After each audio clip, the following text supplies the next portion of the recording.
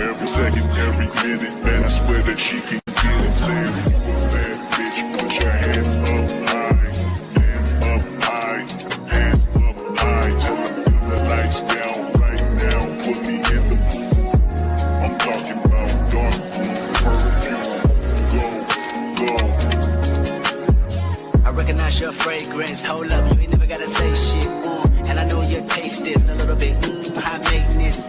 Everybody else basic. You live life on an everyday basis with poetic justice.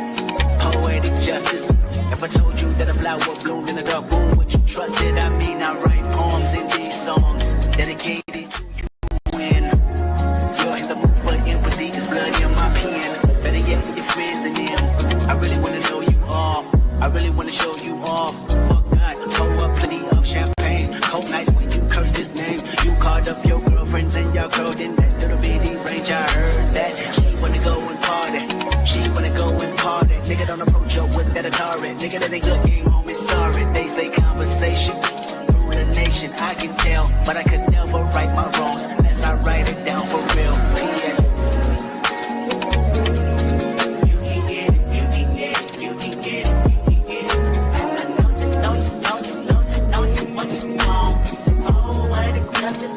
Put it in the song, alright. You can get it, you can get it, you can get it, you can get it. And I know you want you want. Oh, why the justice? Put it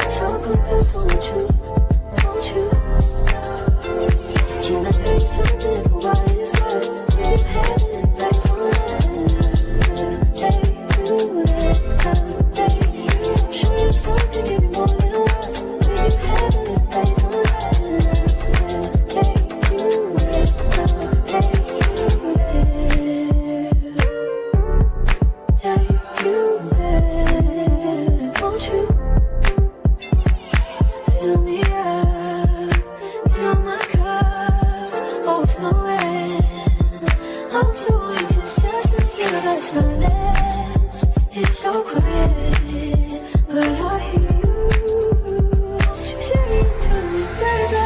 Said our time we're making up time. The time you wasn't with me waking up. Now you never said I couldn't miss you touch. I needed you, I needed you. Needed to distance myself from you. I was just alone with you. So come won't you? Won't you? Can I tell you something for what it's worth? We have it back on. Take you there, take you. Show you something, give you more than what we have it back on. Take you there, take you. Show you something, give you more than what we have it back on. Take you there, take you there. Take you there, won't you?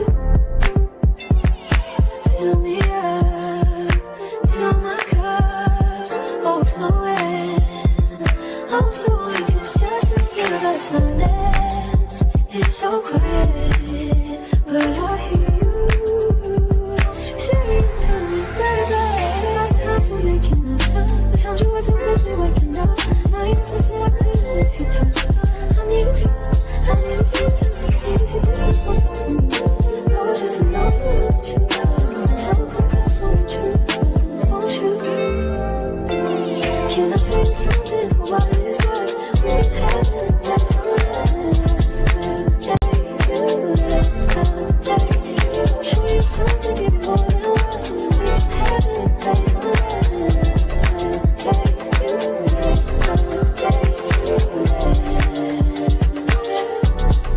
Take you there. Can you please be done? Can you just be done? Can you be done? I want you to give to me, yeah. Can you please be done? Can you just be done? I want you to give to me,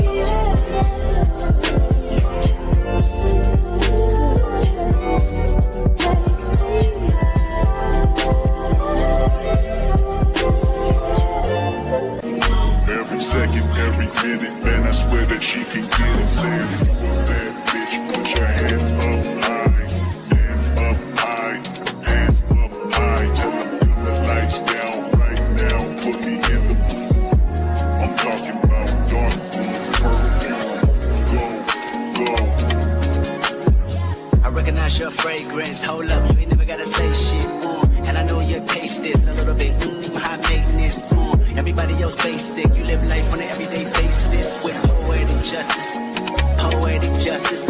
If I told you that a flower bloomed in a dark room, would you trust it? I mean, I write poems in these songs dedicated to you when you're in the mood for empathy. There's blood in my pen. Better yet with your friends and them. I really wanna know you all. I really wanna show you off. Fuck God, pour up plenty of champagne. Cold nights when you curse this name. You called up your girlfriends and your girl in that little bitty range. I heard that she wanna go and party. She wanna go and party. Nigga don't approach her with that Atari. Nigga that ain't good game home is sorry. They say conversation ruin a nation. I can tell, but I could never right my wrongs unless I write it down for real. P.S. You can get it, you can get it, you can get it.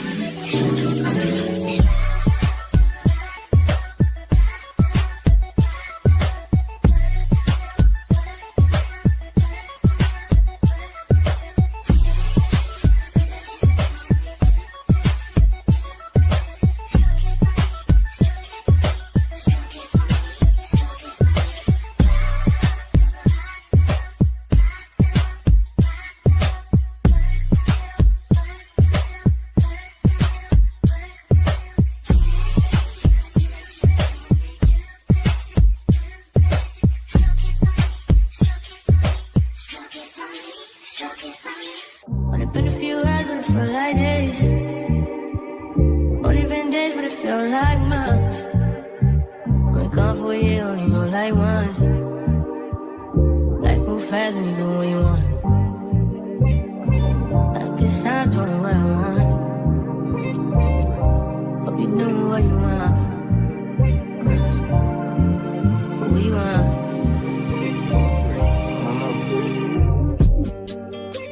My new bitch look like Tyler Perry, but she don't love me, she too scary. My old bitch fun like Jackie Brown.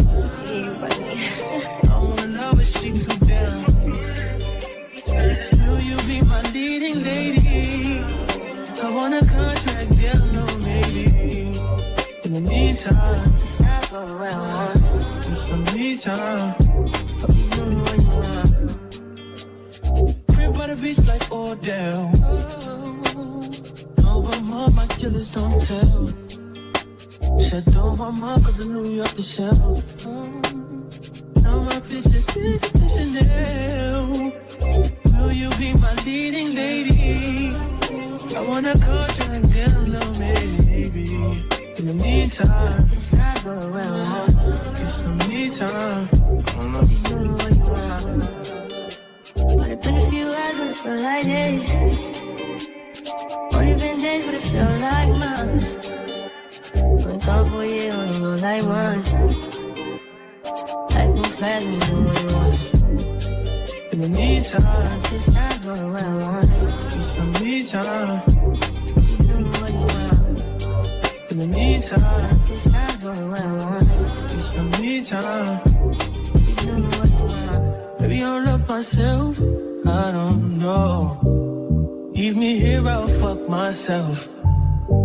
See me in the mirror, I duck myself.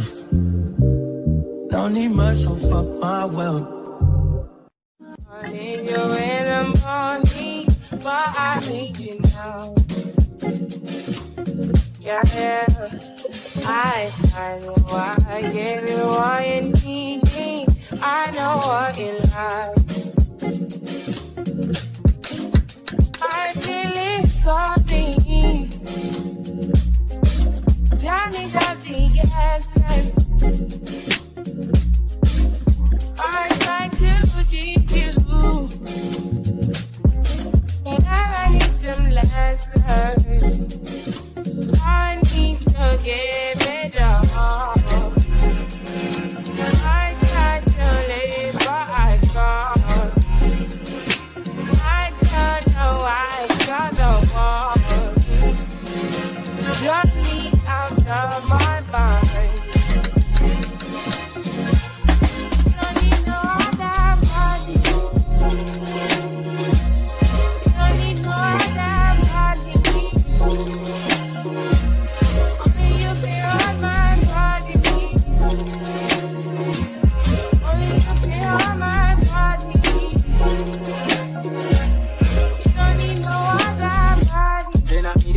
ease of my mind. And I mean, if you get free up your mind, say your body talk to me nice. Say now my love you didn't need for your life. Yeah, our love no be like. Say every day together, yeah, day and night. Yeah, if I leave, you go by. Yeah, if you leave, I go by. Your body, baby. Loving your body, baby. As you're whining your body, baby. So crazy. Loving your body, baby. Girl, you want need me. I just wanna let you know. Oh, baby, day. Don't need no other body. Don't need no other body. Only you feel on my body. Only you feel on my body. You don't need no other body, baby. Ask me, baby. No one, no one,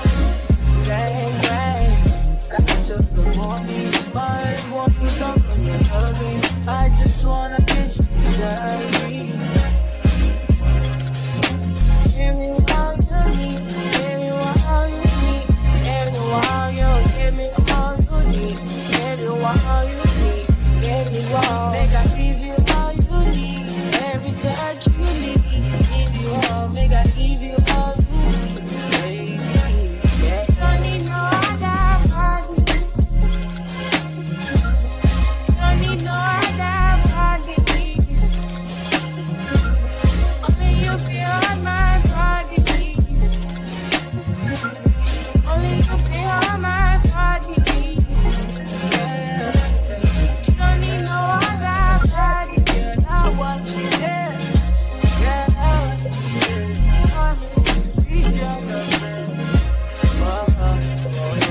When we touch, I walk away. Oh, oh, oh, oh. Baby, love, I know you ready.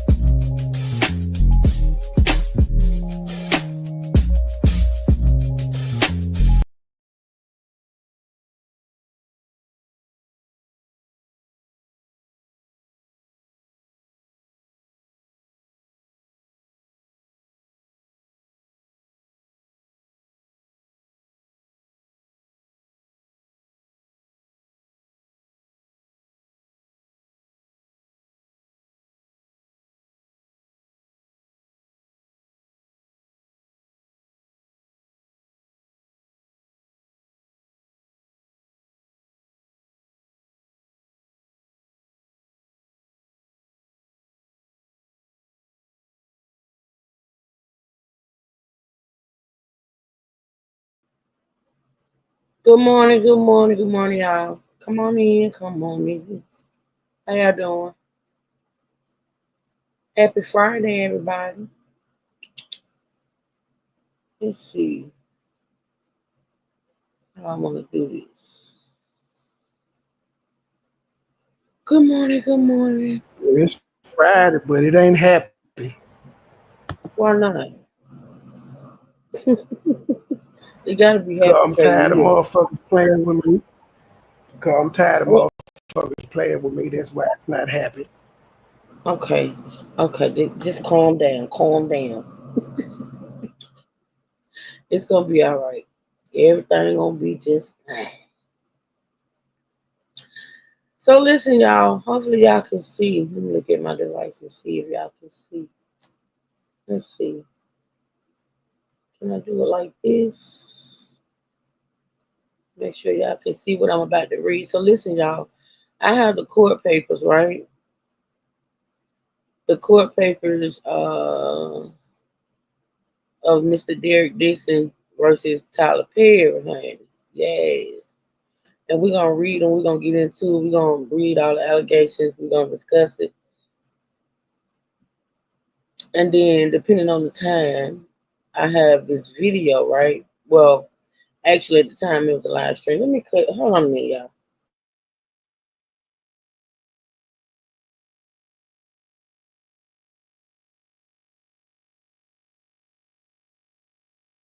Well, while we on hold, can we just officially say Tyler gay?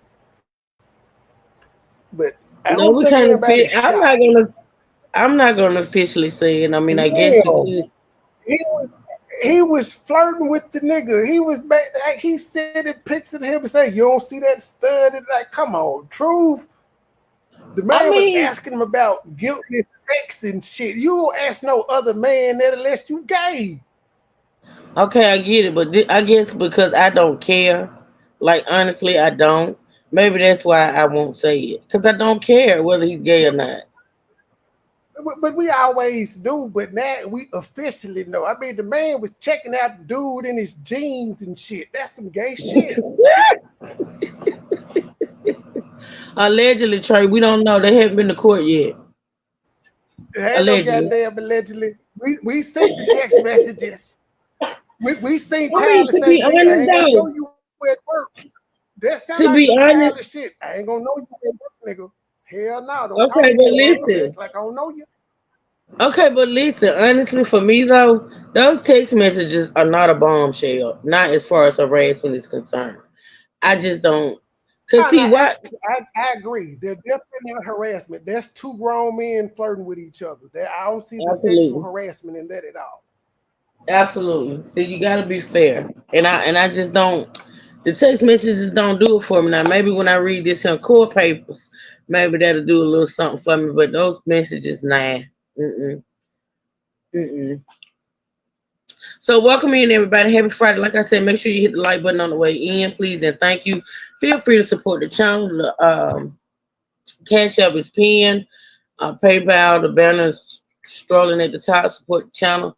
We are in here today. We're gonna read these court papers, and like I said, depending on the time, there's this old live stream that was put on by this content creator that I watch. Make it make sense. I'm sure a lot of y'all know about him. Make it make sense. Now he did a live about a year ago when Christian first came out speaking. And we missed something, y'all, when we was listening to that live yesterday. Well, when we was listening, well, I did. I'm not gonna say we. I'm gonna say me. Okay. When we was listening to that live on yesterday, and we're gonna talk about it. We're gonna talk about it because he points it out, and he um points a couple of things out about Christian. Now, I'm still doing my research as to what. Cause see, we all know Christian Keys. He disappeared after that live. He basically must have got what he wanted from old boy or the alleged Tyler. We don't know still if he was speaking about Tyler, but yeah, we gotta do a deep dive because I'm curious, right? I'm curious. So let's get into these court papers, and then maybe if we have time, we can get into that. If not, I'll come back with it. All right. So this lawsuit was filed a week ago. Lawsuit was filed on June 13th, exactly a week ago, in Los Angeles, California. So it's going to be Derek Dixon versus Tyler Perry. Wonder why they blacked that out. So Derek Dixon is his own lawyer? Hmm. Well, no, that's his lawyer. That's the attorney. Jonathan Delshard is Derek's attorney. Hmm. Okay, let's get into it. So the charges are, I hate having a stroke because I can't ever do it right. So it's Derek Dixon versus Tyler Perry, CPS Production Services LAC. Um, the complaint is quid pro quo sexual harassment, work environment harassment, sexual harassment, workplace gender violence. Damn, it's a lot. Y'all look at all these charges. And I know they probably all mean the same thing, but damn. Okay, we got quid pro quo sexual harassment, work environment harassment, sexual harassment, workplace gender violence, violation of VAIN Act, sexual battery, sexual assault, negligent retention, intentional infliction of emotional distress, and retaliation. Now, I don't understand the retaliation part because according to what we listened to, what was it, yesterday? That guy said he quit. I didn't even know Trey had dropped that. Okay, so let's get into it. All right, demand for jury by trial. Summary of action. Plaintiff Derek Dixon files his complaint against defendant Tyler Perry, not Emmett Perry Jr. Alleging as follows. The following complaint is pled on information and belief. This case arises from a sustained pattern of workplace sexual harassment, assault, and retaliation perpetrated by Tyler Perry, a powerful media mogul, against plaintiff Derek Dixon, a professional actor and screenwriter. Mr. Perry is an American actor, filmmaker, and playwright who was who has built one of the most successful careers in the film and television industry. Mr. Perry took his success and power and used his considerable influence in the entertainment industry to create a coercive, sexually exploitative. Damn, it be the words for me. Hold on, let me get comfortable so I can see this good. Hold on. Oh gosh, Mr. Perry took his success and power and used his considerable influence in the entertainment industry to create a coercive, sexually exploitive dynamic with Mr. Dixon, initially career and advancement, promising him career advancement and creative opportunities, such as producing his pilot and casting him in his show, only to subject him to escalating sexual harassment, assault, and battery, and professional retaliation when Mr. Dixon did not reciprocate Mr. Perry's unwanted advances. These events occurred while Mr. Dixon was employed as a series regular on the Tyler Perry show The Oval, and while Mr. Perry held direct control over his employment, compensation, and creative opportunities. All right, hold on. Okay, my mouse don't want to work, y'all. What the hell? What in the hell is going on? Shut all the way down, y'all. What the hell? Oh, what's going on? Hold on. That was just happened to me a minute ago. That shit shut down. I mean, it just went blank, and it still won't do nothing. Hold on. You I got don't know, Joe. man. You got to cover Fat Joe as well. Fat Joe didn't caught himself in the entanglement. I see. I got it in my face. But his is, oh my God, something about minors. My God, today. It's Yeah, crazy. the dude who was alleged to this need his ass. I'm sick of these grown men saying other grown men forced them to do shit. Okay, so if it's about, wait a minute, is if it's about Fat Joe violating him, where did the girls come in? He just snitching? Well, no, he's saying Fat Joe made him participate in the activities with the minors. He said he was Oh forced to my do it God. with the minors as well. So he's saying Fat Joe did it, but he did it too, which means he's Oh just my as sick. God. Because instead of him quitting and having his morals and shit, he took part in it into having many years later. That's crazy. That is crazy.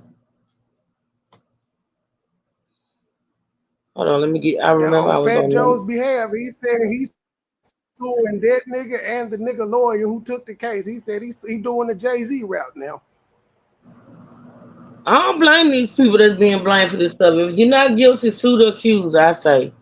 But, if you did it, you did it. This is crap. Behind the hell is a grown man coming forward saying he made me do it.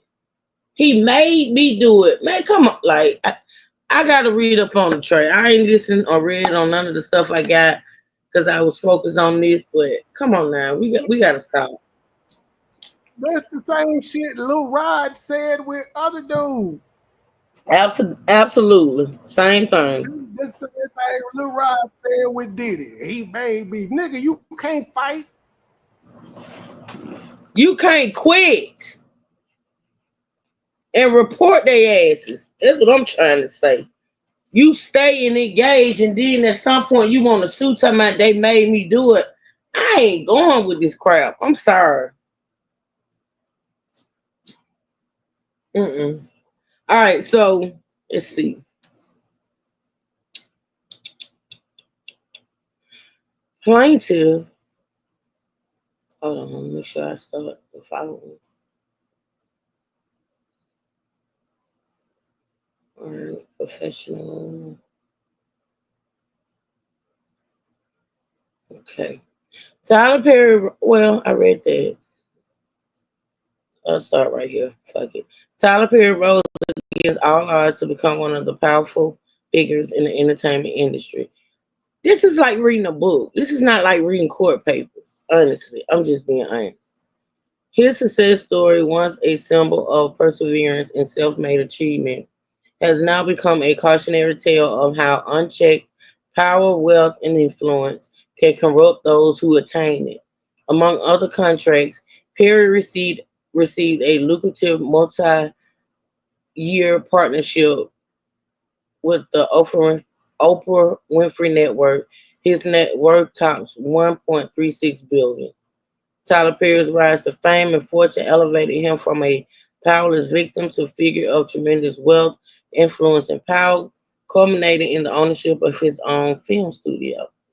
And when he got that studio, I knew they was coming for him. I'm just saying. Rather than using his influence responsibly, Tyler Perry has engaged in a pattern of misconduct where he exploited his position of power. Tyler Perry has been using his power and influence to molest, abuse, and sexually assault impressionable and vulnerable employees and actors who look to him for guidance and mentorship while pursuing their dreams. Just like wait a minute. Are these really court papers? Am I being punked? Hey, Just like Harvey. remember that was in the text message too. That reference to Harvey Weinstein, because remember Tyler said, well, the only person that can help you get the Oscar is in jail. He was talking about Harvey. Just like Harvey Weinstein, Bill Cosby, R. Kelly, P. Diddy Combs, Kevin Spacey, Roger Ailes, and many others in the industry, Mr. Perry's success has led him to believe that money and influence can get him whatever he wants.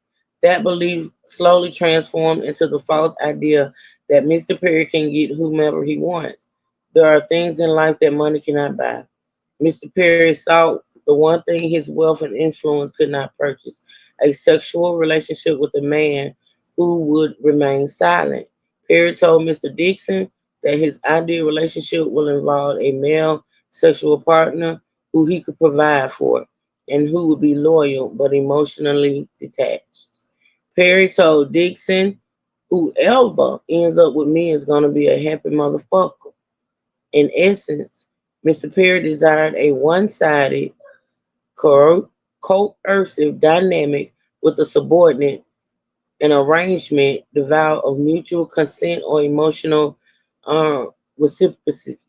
Thus began Perry's calculated pursuit of Mr. Dixon. Man, this is not a damn court. These ain't court papers. This is a book. This is a novel. This. Mm. Okay.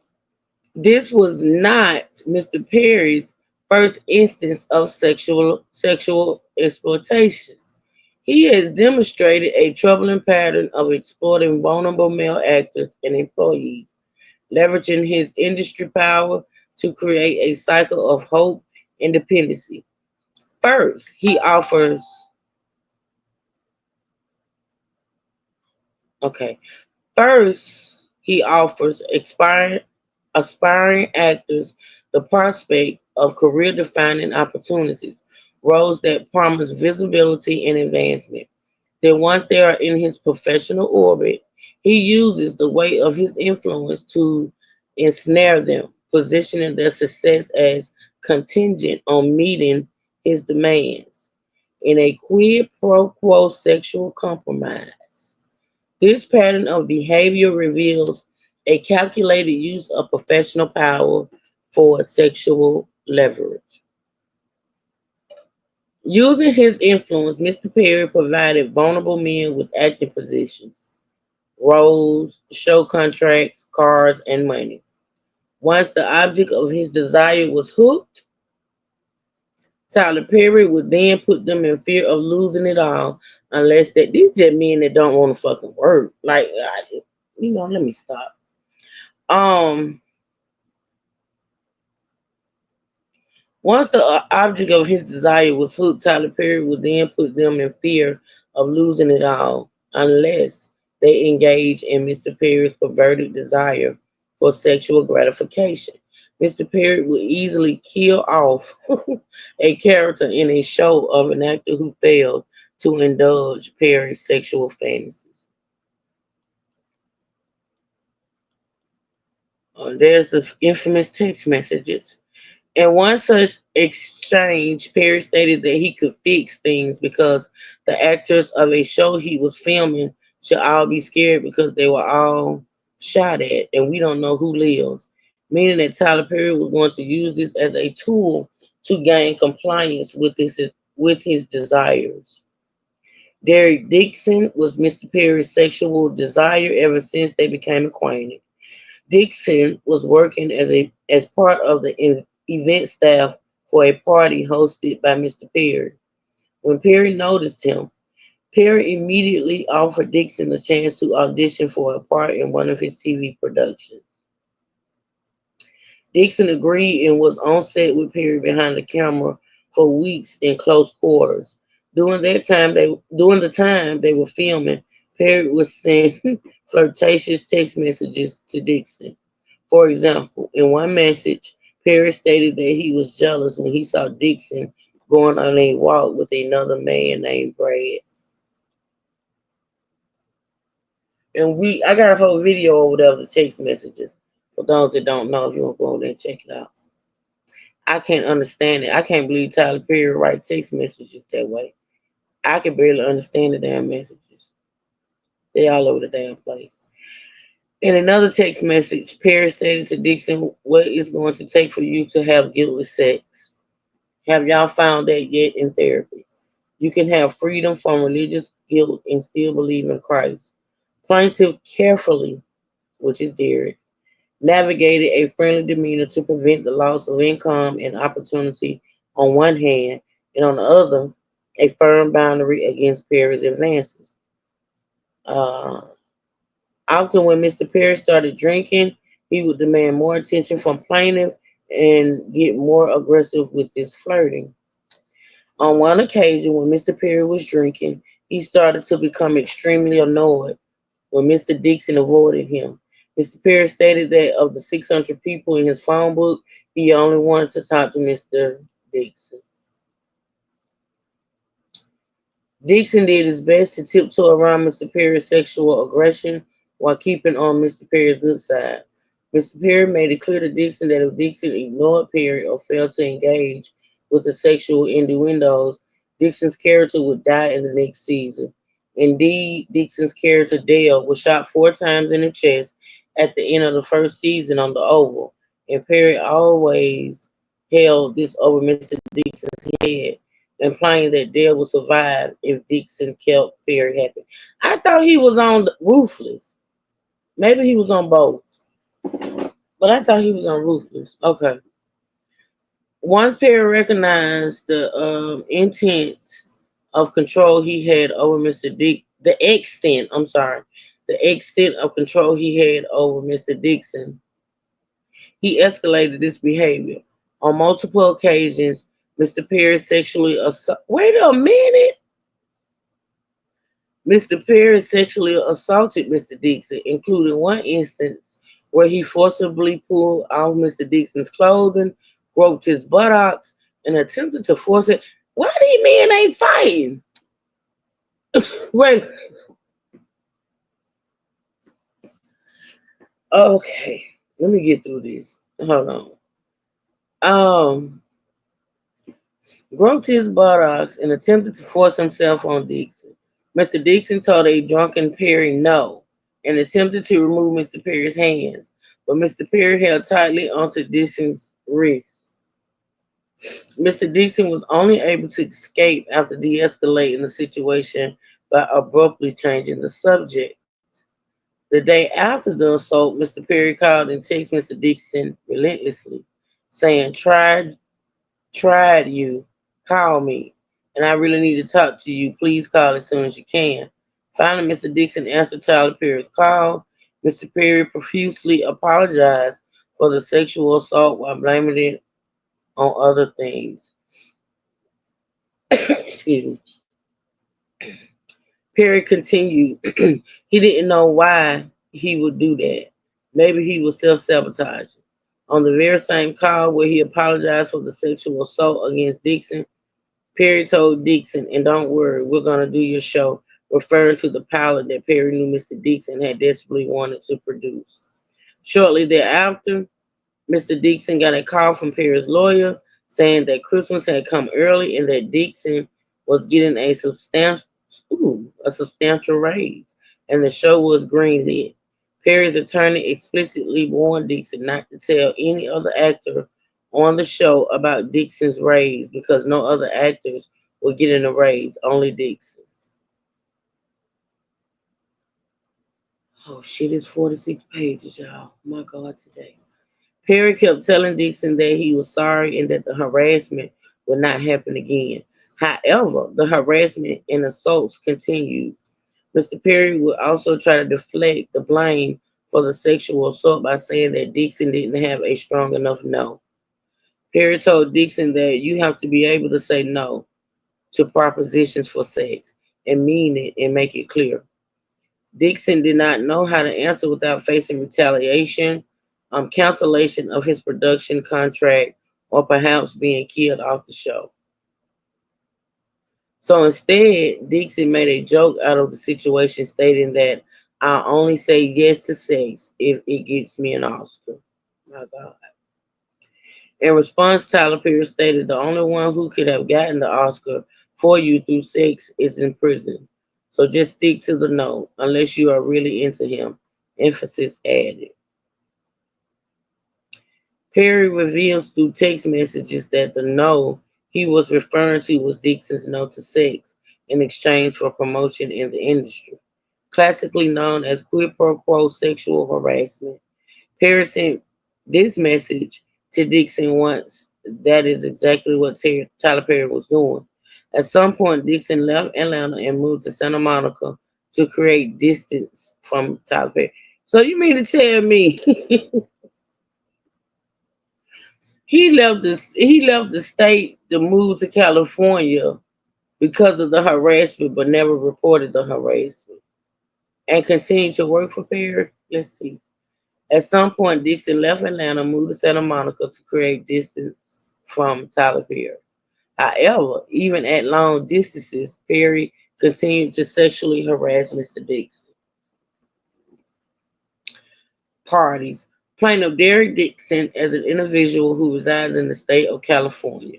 Defendant Tyler Perry is an individual who resides in both the state of Georgia and in the state of California and has extensive business contacts in the state of California so that he has conducts substantial, continuous, and systematic business activities in California.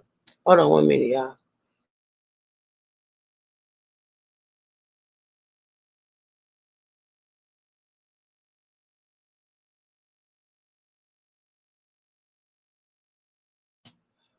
Hey, Melissa. Um, okay. Defendant TPS Production Services LLC is a limited liability company doing business in the state of California, but is headquartered in Georgia. Defendant in Action LAC is a limited liability company doing business. Okay, I read that. Damn. Plaintiff is ignorant, really, of the true names and capacities of defendants sued herein, as does 1 through 50, collectively with TPS Production Services LLC, AA, and Tyler Perry, the defendants or defendant, inclusive, and therefore sues these those by such fictitious names under California law of civil procedure. Plaintiff will amend this complaint to allege their true names and capacity when the same are ascertained. Plaintiff is informed and believes and thereof alleges that each of the fictitiously named defendants is legally responsible in some manner for the occurrences herein alleged and that the injuries of plaintiff as herein alleged have been what caused by the aforementioned defendants in each of them. On information and belief, one or more defendant is the full or partial parent or owner of a wholly or partially owned subsidiary or division of the agent of the alter egos of each other, and or subsidiaries or divisions of an unknown and unnamed parent holding enterprise.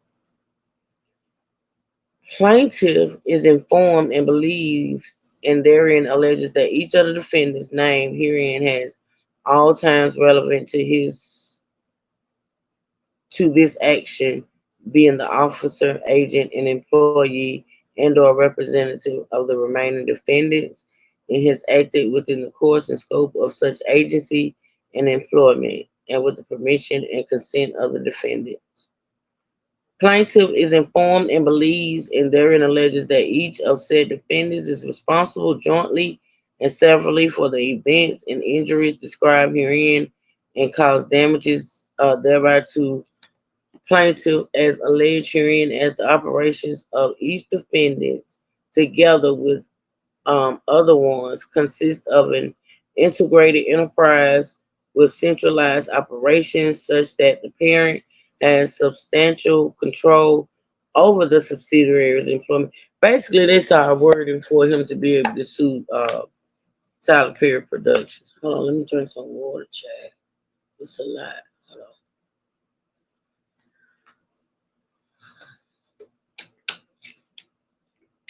Hold on. Information and belief, it is further if wait a minute. On information and belief, it further is alleged that the defendants were all times relevant hereto the alter egos of each other, such that to affirm the legal separateness of the defendants for purposes of the claims presented in this action will lead to an injustice and or equitable result. I gotta see. I don't know if I'm gonna read all this shit. Hold on. So basically, this stuff right here is just them laying out the groundwork for him being able to sue Tyler Perry and his LLC. I'm not gonna read all of that. Venue and jurisdiction. This court has personal jurisdiction over all defendants because they have purposely availed themselves or residents of the state and or conduct business in California. And in this lawsuit arises out of acts that occur in California and relates to their contacts with California. Therefore, the vast pattern of abuse, including sexual assault, harassment, and inappropriate, in addition to wielding control and power over a plaintiff, was consistently present when defendant Perry engaged in the most recent acts described herein. The location of all events herein alleged occurred within the jurisdiction of California. Plaintiff was harmed and injured in California by defendants. The California Superior Court also has jurisdiction in this matter because the individual monetary damages and restitution sought herein exceed the minimal jurisdiction limits of the Superior Court and will be established at trial according to proof. Venue is proper in Los Angeles County pursuant to CCP 395 and CCP 395.5, and that liability arose there because at least some of the transactions that are the subject matter of this complaint occurred therein, in or each defendant either is found maintains offices, uh, transacts businesses, transacts business in or has an agent therein. Basically, right there, they was establishing that the lawsuit, they were able to file the lawsuit in California. I wonder why he ain't filed. Well, he stay in California. I was gonna say I wonder why he ain't filed in Atlanta, but he's still in California. All right, that's still talking about Mr. Perry resides in California. Much of the harassment happened in California. Mr. Dixon was a California resident while performing work for Tyler Perry from January 2023 until his termination and is currently domiciled. I thought, wait a minute, y'all. Y'all answer me in the chat if y'all can. I thought that this guy said he quit. I thought we read somewhere or heard somewhere yesterday that he quit and went to California. I'm confused. This is saying he was terminated. I gotta look that up. I gotta see where I read that or heard that. I thought he quit. Okay. In or around September 2019, plaintiff worked for an event company called Legendary. So this is the factual allegations, y'all. In or around September 2019, 6 years ago. This is a shame. Plaintiff worked for an event company called Legendary Events in Atlanta that was hired to organize defendant Perry's studio opening party. Plaintiff was recruited by Tony Conway, the owner of Legendary Events and close friend of Tyler Perry. Mr. Conway decided to place Dixon directly in a role at a party that required frequent conversation with Tyler Perry.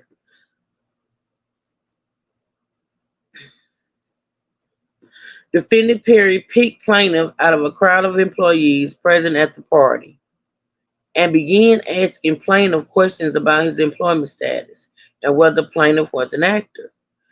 In or around early October and on the last day of the party, defendant Perry insisted that he and plaintiff exchange phone numbers, and Perry subsequently texted plaintiff to introduce himself. Perry began by asking Dixon about his dreams and aspirations. Dixon told Perry that he was interested in acting and writing. Perry then told Dixon to do an audition over the phone and send it to Perry. How the hell?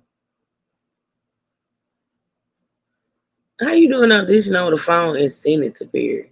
The hell? Okay. Dixon told Perry he was at a Halloween party. Perry asked to see pictures of Dixon in costume, and Dixon complied. When Perry saw the pictures, he texted Dixon, I was gonna say your cowboy needs a sugar daddy. Perry continued with, you look great. You're just lacking costume parts. Sorry, don't want to offend. Dixon responded, not at all. It's so true. Half-ass costume. To which Perry replied, what's true? Cowboys, cowboy needs a sugar daddy. Implying that Perry wanted to be Dixon's sugar daddy. Damn. Dixon quickly shut down those comments by reiterating what he had said earlier, that the truth was that he was lacking costume parts. Okay. Shortly thereafter, Dixon's boss at Legendary Events called Dixon and told him that Tyler Perry was having another event in Los Angeles. Hold on a minute, y'all. Hold on.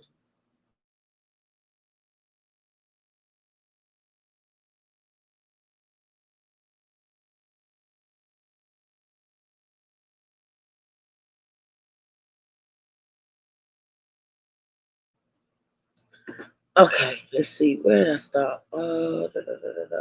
Shortly thereafter, Dixon's boss at Legendary Events called Dixon and told him that Tyler Perry was having another event in Los Angeles and specifically wanted Mr. Dixon to fly from Atlanta to Los Angeles to work on the event. Excited for the opportunity, to fly to Los Angeles. Dixon was flattered and jumped on the opportunity to meet Tyler Perry again. Shortly after doing the event on November 3rd, 2019, defendant Perry sent plaintiffs several text messages that he would love to find the plaintiff a job and change the plaintiff's life, insisting that they should make it happen. Perry sent Dixon what turned out to be an ominous warning. Be careful hanging around me. I cause dreamers to dream bigger. Why didn't he address it right then and said, I'm not interested? Come on, Miss Lynn. Come on. I'm glad somebody said other than me. Why didn't he address it right then and said, I'm not interested in a romantic relationship where you just want to be an actor? You know what? This is the thing for me. Like honestly, I believe this dude because see, I think where you're getting at is that it could have been cut short.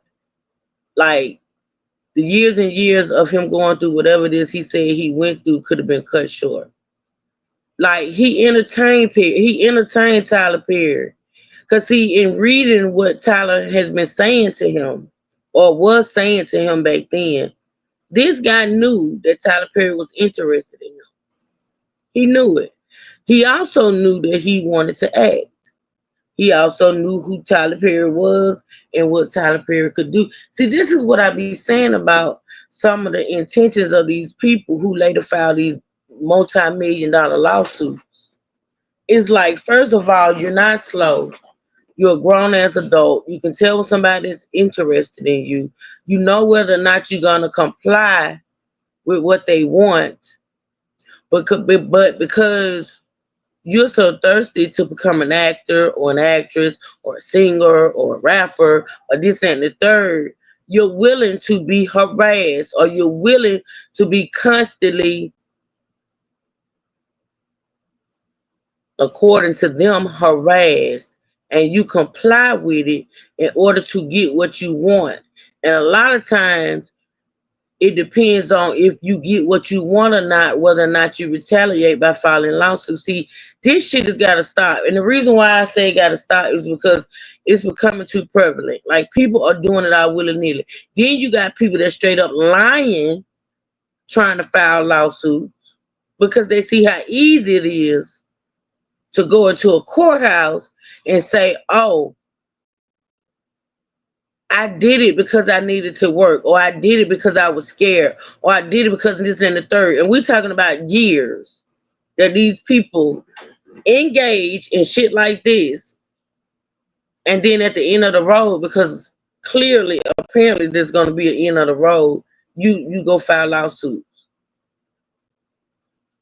Like I said, I have no respect, and this may rub a lot of people. Hold on, y'all. Let me go check on something. Hold on.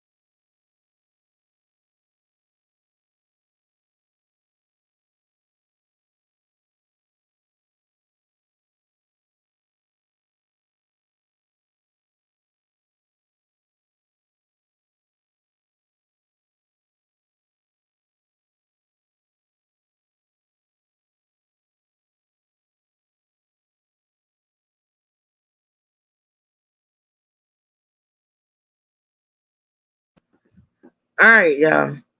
Miss Lynn said that's right. That's what I'm saying. Okay. All right, let's see. Let's see where I'm gonna start at. Perry sent Dixon what turned out to be an anonymous warning. Be careful hanging around me.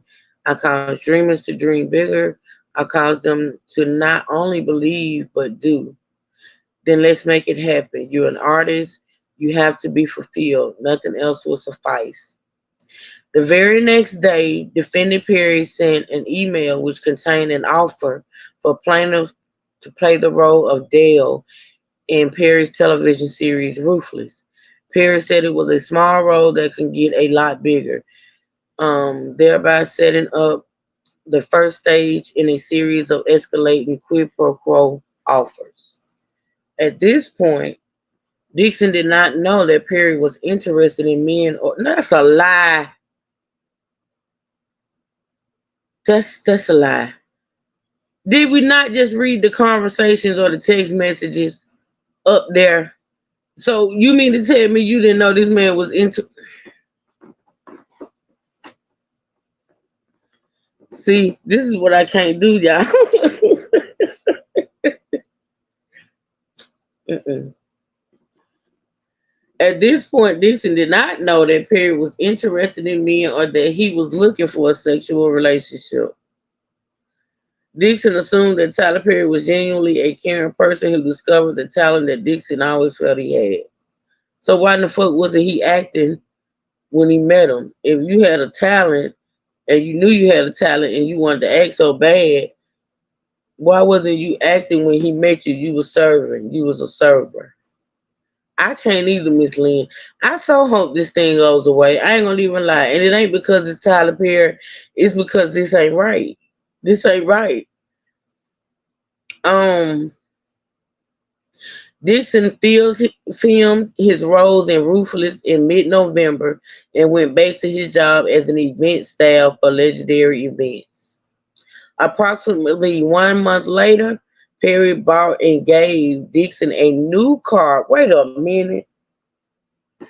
Nah, you said you ain't know this man was interested in you, but you filmed, you left, you went back home. He paid you for your acting, and then after the after the job was over, he bought you a car because he hated your Jeep. So approximately 1 month later, Perry bought and gave Dixon a new car because he hated Dixon's Jeep. Dixon was surprised and elated. And Dixon knew what the hell this man wanted. I don't care what nobody say. Dixon had no idea that he was being set up by Perry. Why else would Tyler Perry buy you a Jeep, sir?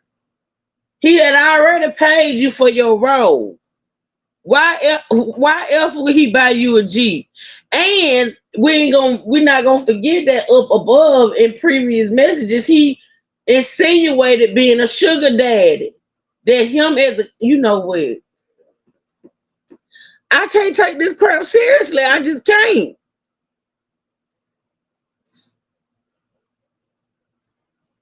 Dixon was surprised and elated. Dixon had no idea that he was being set up by Perry for extreme dependence.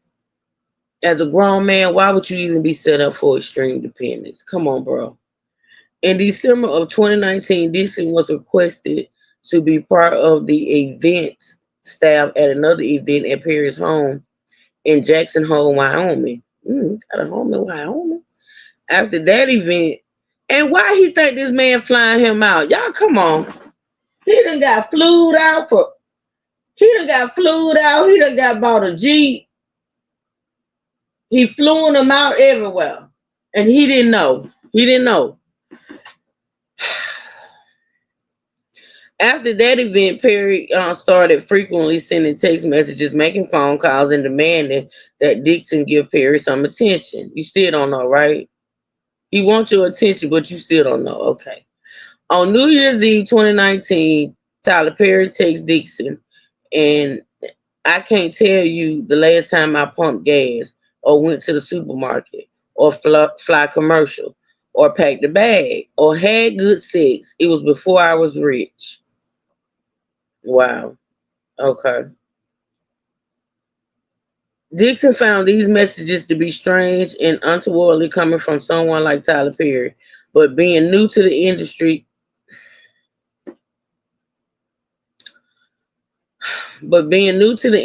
Dixon played along by downplaying the sexual comments and hoping that being around Perry would allow him to showcase his talents as an actor and a writer. Bullshit.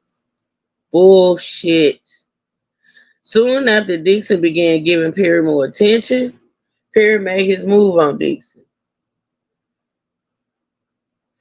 In January, let me tell you something about a straight man or a man that don't want you, whether he's straight or gay. He's not gonna give you attention.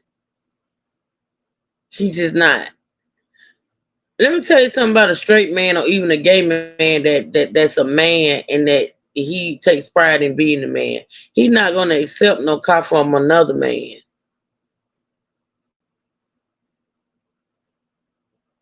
And in January of 2020, just a few months after his first acting gig, Perry invited Plano to his home in Douglasville County, Georgia. Plano showed up to the home, hoping that he would be given a chance to befriend Perry and show him how to. What and you going? Listen, show your talents. He said he was hoping to be given a chance to befriend Perry and show him how talented an actor Dixon was. Dude, he had already given you a part, so he knew you apparently was a good actor or worth giving a part to. At Perry's home, Dixon was served many alcoholic drinks, which Perry also partook in. It was a party. Dixon felt like Perry was genuinely interested in Dixon's talent as an actor and writer. Perry made no sexual advances at Dixon while they were drinking, and the conversation was friendly. Um, at the end of the night, Perry told Dixon not to drive home. Perry said it was dangerous and that Dixon was too inebriated to drive home. Dixon agreed and was escorted to a separate guest room, not knowing that this was a ruse to allow Perry to assault Dixon. Dixon was tired and did not have pajamas, and so he got into bed only wearing underwear. Before he knew what was happening, Dixon felt someone else slip into the bed behind him and started rubbing Dixon's body around his inner thigh in a highly sexual and suggestive manner. Dixon turned around and saw that Tyler Perry was in the bed with him. At that point, wait a minute, I gotta think back. Hold on.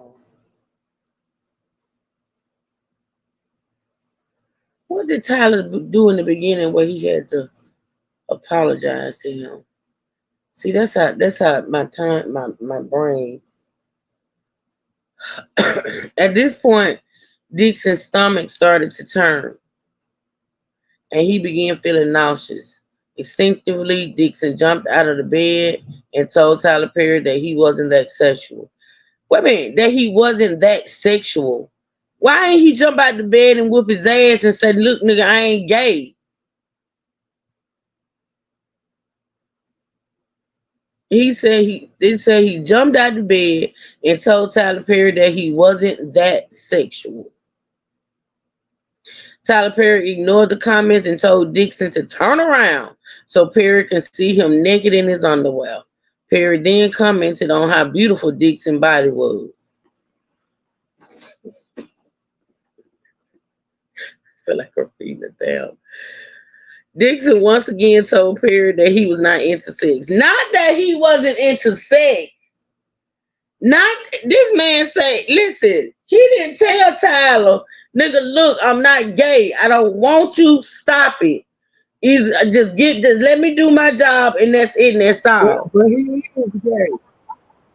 But he is gay though. He liked it. Otherwise, he wouldn't engage in them conversations.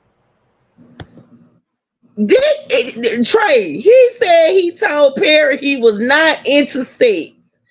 Dixon kept informing Perry that he was not into sex in order to keep Perry at bay, while at the same time not insulting the person who was dangling his career in front of him. I'm just It saying, was it only take one time for a nigga to try me for me to be like, I ain't like that, bro. Quit playing with me. It only take one that's what I'm time. saying.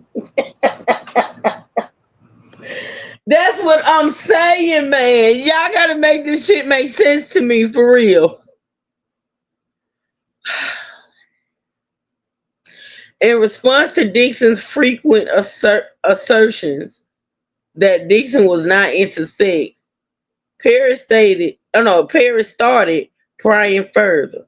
Perry would send Dixon a text message saying, I will hope that you will let someone hold you and make love to you. You are missing the best years of your life, my friend. Trust me. I hope you get past that block in your mind soon. And he Perry, definitely wasn't talking about no woman. come on. Perry was implying that Dixon would hopefully get past the block in his mind and would let Tyler Perry make love to him. Oh, okay. After that assault, now he's been assaulted. He ain't found no charge.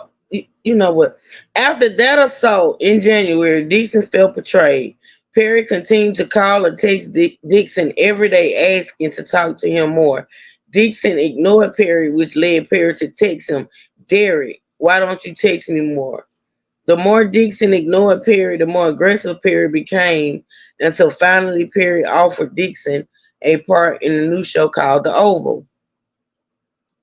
Miss Lynn said he kept entertaining Tyler Perry because he liked the thing that it brought his way. The things, right? Exactly. Exactly. Now this man done bought you a car. He done flew you out. He done got in the bed with you butt booty naked. He didn't say that. I'm just saying that. And yet you still around. You still sticking around. You still texting. Dixon was intrigued and was hoping that this would be the big break that he was looking for and a chance for him to display his acting talent. Child, if they don't stop with this bullshit. On February the 11th, 2020, Perry told Dixon to quit his job at Legendary Events and come work exclusively for Perry. That's what he wanted. That's what he wanted. Perry was not able to control Dixon so long as Dixon had a secondary income that was providing for his basic needs. That don't make sense because Tyler Perry So, gave so wait a that minute. Tyler So you Perry mean the to acting tell was the me, secondary, huh? hold on, Truth. So you mean to tell me this nigga had he had a job already and he continued to go somewhere where he was sexually and physically harassed. Yes, But and he already they had a put in job, these so money court wasn't papers. an issue. They put in these court papers. Perry was not able to control Dixon, so as long as Dixon had a secondary income that was provided for his basic needs, that's not true. The acting was secondary. This man had a job when Perry met him, so the acting was secondary. The job at the legendary event place was his main job.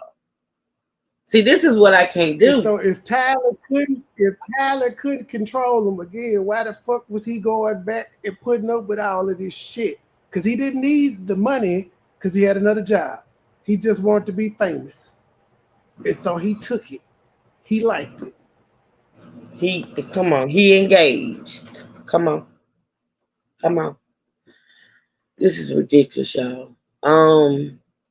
Once Dixon quit his job due to his role on the Oval, Perry started getting more and more. Cause see, if Perry wanted to have all that control over him, to whereas dude would have to depend on him for real, he would have just told him to quit his job and said, "Look, I take care of you." He gave him a job, which still is a little bit of control. But I just don't listen.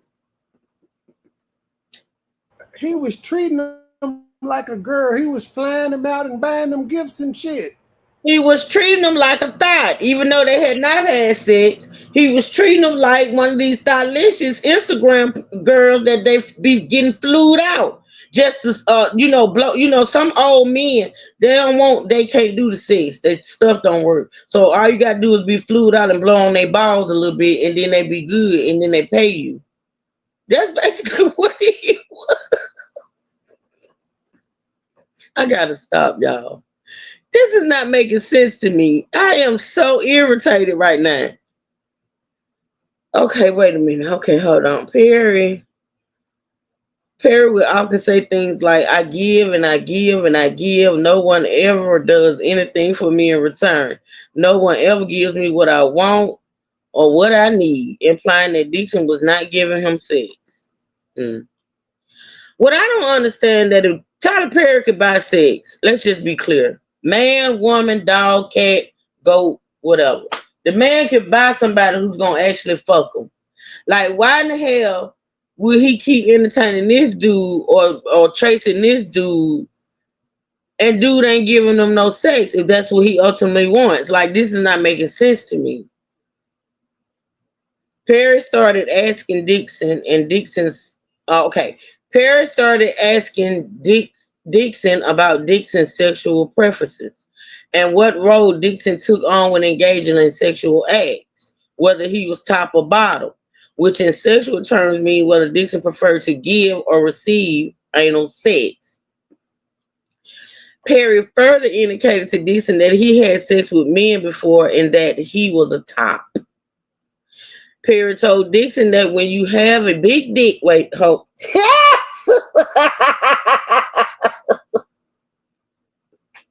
Hold on, let me drink some water. Let me drink some.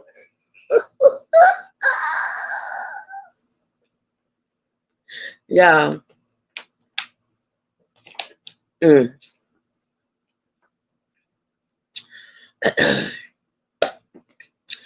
Perry told Dixon that when you have a big dick and when you hit the G spot right on these bottoms, they go crazy. Now, if he don't know this man want to fuck at this point, I'm throwing this laptop All out the right, window. I'm out. I'm out Try there. you I'm out. I'm out. Try you can't leave work. I'm not excusing you, sir. I'm not excusing.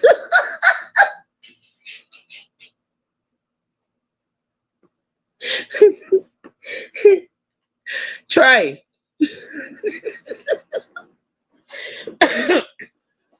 Okay, where I stop, y'all? Hold on. Hey, Lady Marie.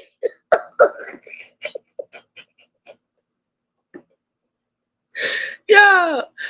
Okay, Perry. Listen. Okay, da da da da da da da da. They go crazy. Okay.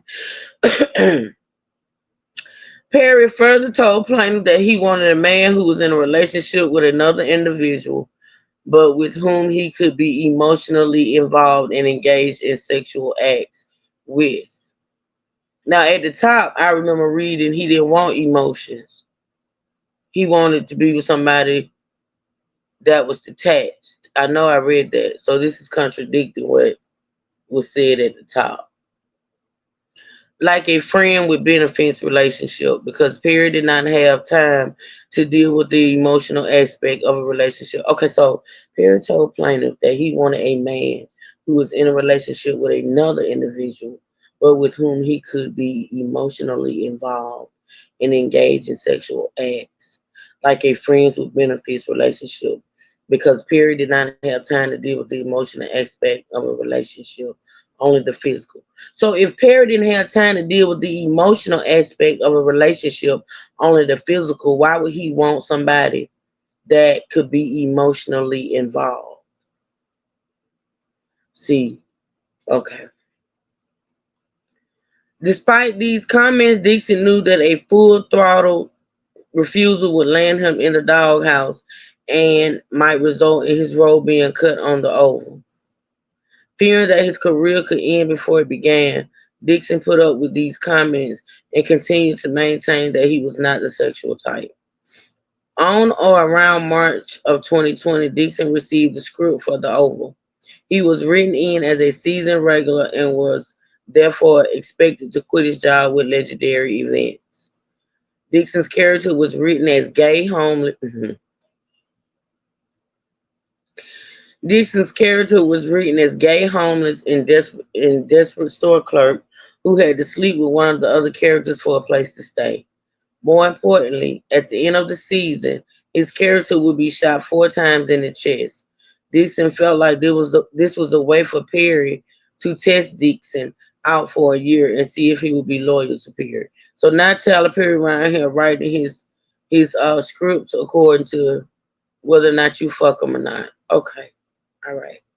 So when Dixon asked Perry about the shooting, Perry indicated that if Dixon did a good job, Dixon would be back, and that a shooting didn't necessarily mean that Dixon's character was out of the script for future seasons. Perry commented that Dixon's character was only shot in the chest, not in the head. So I guess you can survive being shot in the chest 4 times. Okay, yeah. Dixon immediately understood that his job security depended on his relationship with Perry. From this point on, Dixon worked with the constant fear of losing his job if he did not engage with Perry and endure Perry's sexual harassment. Shortly after giving Dixon this news and after telling Dixon that future seasons were dependent on Dixon doing a good job, Tyler Perry invited Dixon to his home in Atlanta. Plaintiff asked questions and tried to wiggle his way out of the invitation because he remembered what happened the last time the two were alone. However, however, Plaintiff knew that his job security, income, and livelihood depended on his attendance. Plaintiff had seen other employees of Perry's who had experienced sudden deaths on the show when they fell on Perry's bad side. In fact, Perry had made it clear to Dixon that he would often kill characters in order to get an actor to be loyal or be obedient. When Dixon arrived at the house, Tyler Perry gave Dixon a warm welcome and was very friendly. Soon after, Tyler Perry started asking Dixon a slew of sexually charged questions, even asking Dixon did he like it rough in bed? Perry then physically reached out and valiantly grabbed Dixon's throat, attempted to physically choke Dixon, and remarked, "Wow, look at her." Hey, this shit ain't that. Hold on. Oh, this is a script. This ain't court papers. This is script. We being punked.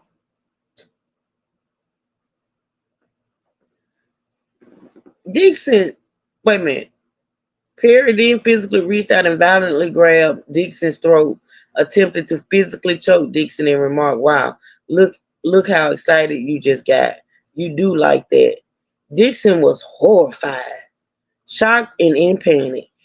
Why the fuck Dixon ain't beat Tyler Perry ass? Now I know Tyler Perry kind of tall, big, and stuff, but a straight man is not gonna let you do. Listen, and not a straight man, not only just a straight man, but even a gay man who don't want you to be handling him like that. It's gonna be a brawl. But I guess he couldn't do it because he needed his job. Okay. Dixon was horrified, shocked, and in a panic. Dixon never thought that Tyler Perry could get so violent and would place his hands on Dixon's throat in a sexually aggressive manner. Dixon did not enjoy or consent to any of this conduct. Dixon was in shock and took steps to immediately de-escalate the situation. Um, Due to the onset of the COVID-19 pandemic in March 2020, filming for The Oval was postponed indefinitely.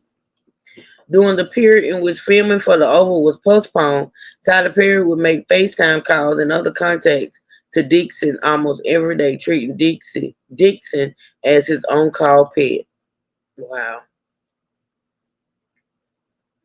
Dixon felt obligated to answer for fear of losing his role, income, and career. Perry often asked about his whereabouts, often demanding that Dixon respond immediately. When he didn't, Perry would send text messages to Dixon stating, Derek, "Roar, and what are you doing?" Not roar.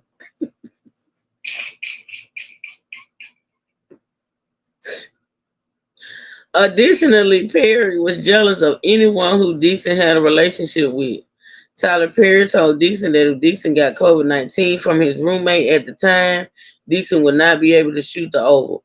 Perry encouraged Dixon to move into one of the on-set studio houses owned by Perry, where Perry would have more control over Dixon's whereabouts. You accepted the car, you accepted the place to stay, and you knew it was about control. Yet you stayed. Thereafter, Perry would text plaintiff about other actors on his show, Ruthless. Perry told Dixon how he manipulated employees through ruthless retaliation. Perry told Dixon, hold on. Perry told Dixon that if he did not like the way an actor behaved or the way the actor was acting, the character would simply die in season 2. Dixon understood that Perry was informing Dixon to be cautious about disappointing or upsetting Perry. Now, this is the thing. If that was the case, Perry should be upset by this time, y'all. Perry should be upset because Perry done threw out all these innuendos and he done grabbed the old boy by his throat and said, I know you like it rough. Your little Peter Walker done got hard. And so Perry would be upset by now. Don't y'all think? I'm not understanding. If Tyler Perry had been making all these advances at this man and the man is not giving it up or even acting like he was going to give it up, Tyler Perry should be mad at this point. But yet he's still, I don't get it, y'all. Okay, hold on. That's what's so. As a result, Dixon continued to put up with Perry's suggestive messages and sexual advances while doing his best to protect himself by taking notes and amassing evidence of the sexual harassment and keeping old text messages. In one conversation in or around April of 2020, Perry told Dixon that Perry imagined Dixon prancing around in a cowboy outfit and that Perry did things to Dixon and that he couldn't talk with Dixon about any further because they were so wrong. Wow.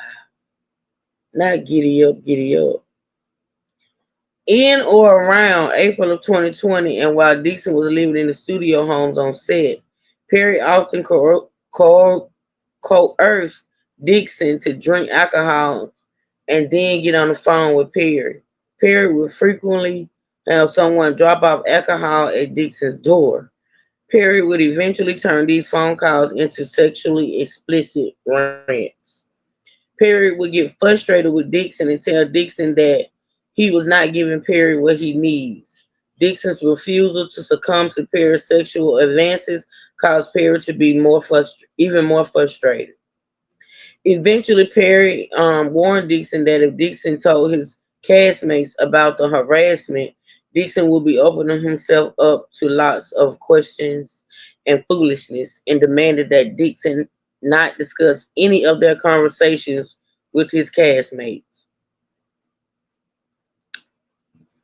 Okay.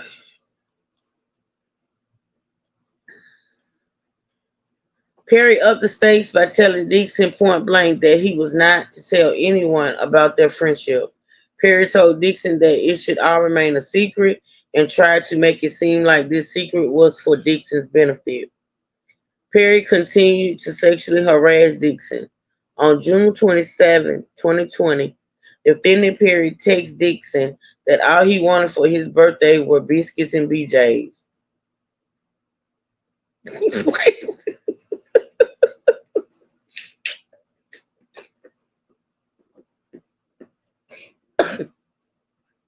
Hold on.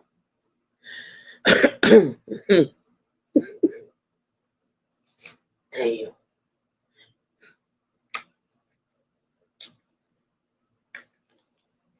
I think I need a break. This damn thing 46 pages long. I'm on page 17 and I am sick.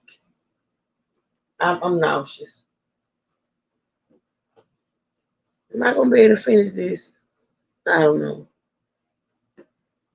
Mm, mm, mm. Damn.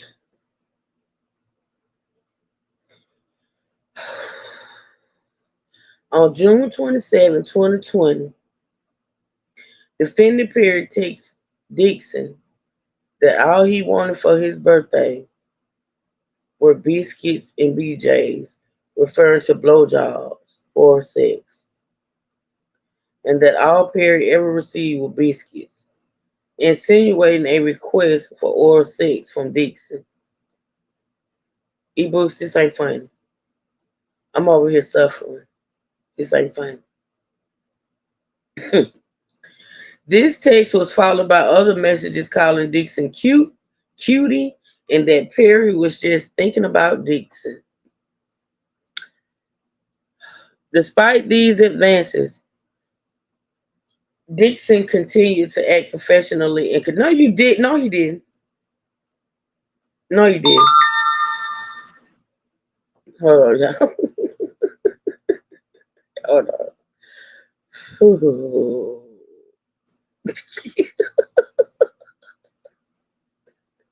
I hate bushwhackers. No, I don't. They just get on my nerve trying to be funny. Where the hell was I? Hold on.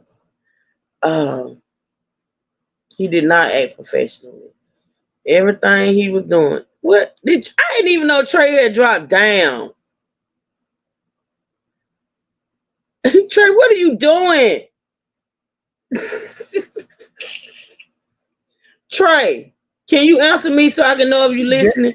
that was me. I was doing some cleaning and I came back and the computer was off. Damn. Trey, let me read you this. I need to read you something. You tell me what you think. Are you listening? I don't know what you got to read, Truth.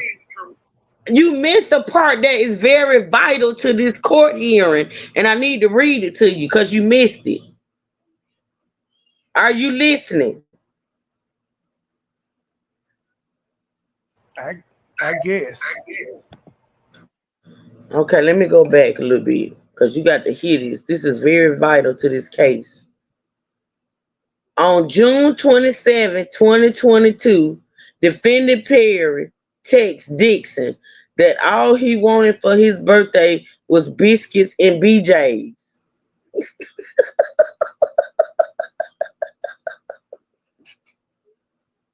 What the fuck Ref- do biscuits got to do with it? Is he talking Listen, about his booty cheeks? listen. He wanted biscuits and BJs, referring to blowjobs or sex, but that all Perry ever received was biscuits, insinuating a request for oral sex from Dixon. Now I think biscuits is he was talking about his white booty cheeks.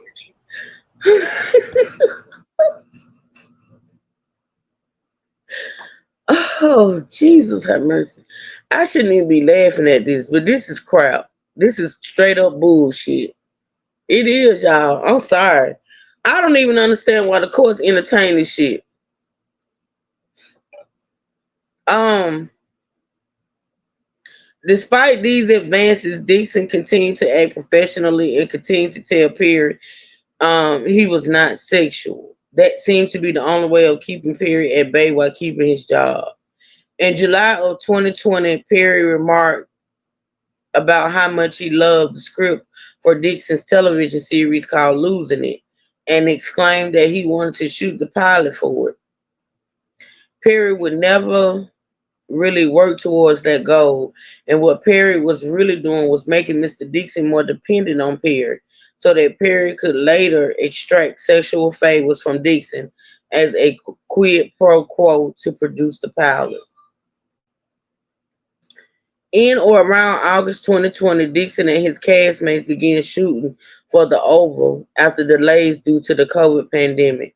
during which time all castmates and crew lived on the studio set in a quarantine bubble. Hold on a minute, y'all.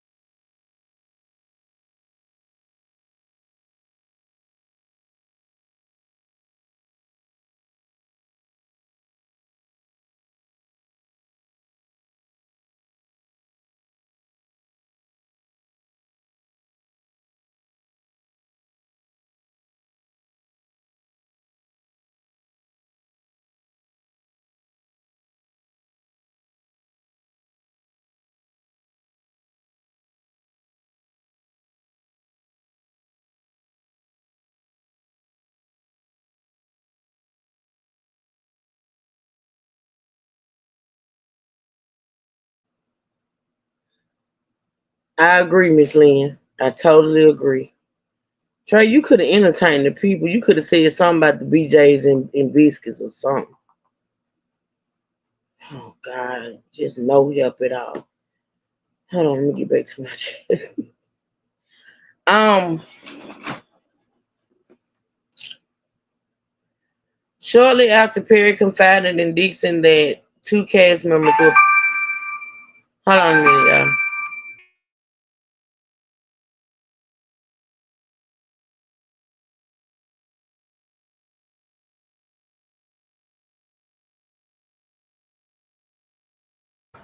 y'all. Yeah, this definitely is a hot mess.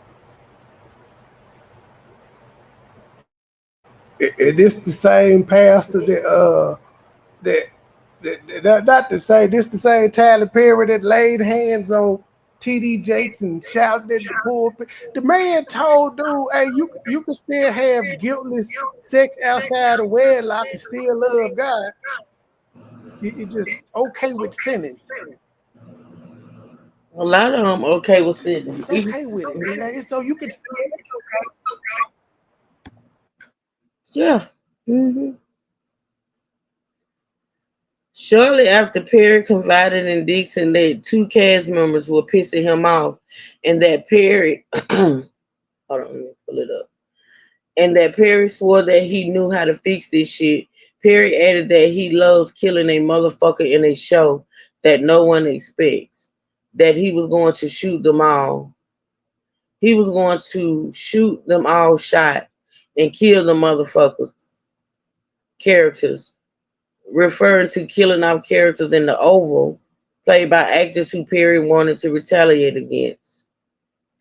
More importantly, Perry stated in one text message, "I may need to shoot the I may need to shoot the shootout early," which Dixon understood to mean that unless the actors knew they were going to die and that their time on the show was over, they wouldn't change their ways.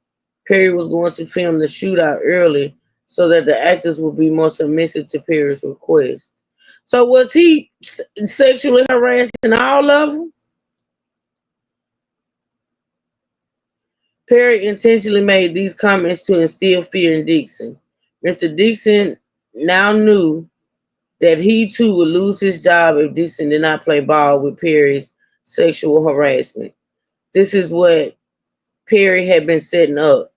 Dixon was not fully reliant on Perry for his income, hope, and future aspirations. Perry made it clear that Dixon was not to disclose the relationship to anyone else, and Dixon was aware that Tyler would kill him off the show for good, thereby ending his career. That not necessarily ending his career, it's ending his role. Like this, you know what? If Dixon got on Perry's bad side, To top it all off, Dixon already knew that his character was shot 4 times at the end of the season, but that the shots might not be fatal. In July of 2020, Perry read the script of Dixon's pilot and told Dixon that he loved the show so much he wanted to shoot the pilot for it. Dixon did not know that Perry never intended on shooting the show. Perry knew that he could use the motivation of shooting Mr. Dixon's show to get Dixon to do what Dixon had been resisting for many months, which was to give Perry the sexual gratification Perry so craved. Once the stage was set, Perry knew he could get away with sexual harassment. During the filming of The Oval, Perry engaged in a severe and pervasive tirade of sexual commentary, including but not limited to that Dixon liked being choked, following Dixon being choked by a cast member in one scene on The Oval. Why do you twist your hips when you walk? How can I get a day of dick?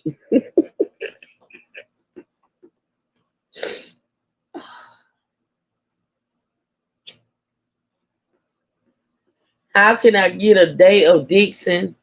When will you be thick again? I love how I feel right now, but I don't like being horny. I feel sorry for the first person who flirts with me. Nene Nicole, girl, I'm over here just hurting. I'm in so much pain. Like this is really just biscuits and BJ's. Wow, hey, hi, Nene Nicole. This is too much. This is just too much. Um, he said I feel sorry for the person who flirts with me. Then he said I've been trying to put that energy someone else, but everything is sexual on this stuff. That snake across the table made me think of, and he was referring to the photo of Nicki Minaj from the music video for her song Anaconda, in which she references intercourse with male genitalia symbolized by a snake. Wow. I would gladly choke you right now, referring to Perry's desire to choke Dixon in a sexual way. A suggestion that Dixon should get braces behind his teeth, but that plaintiff would have to give up BJ. Wait a minute now.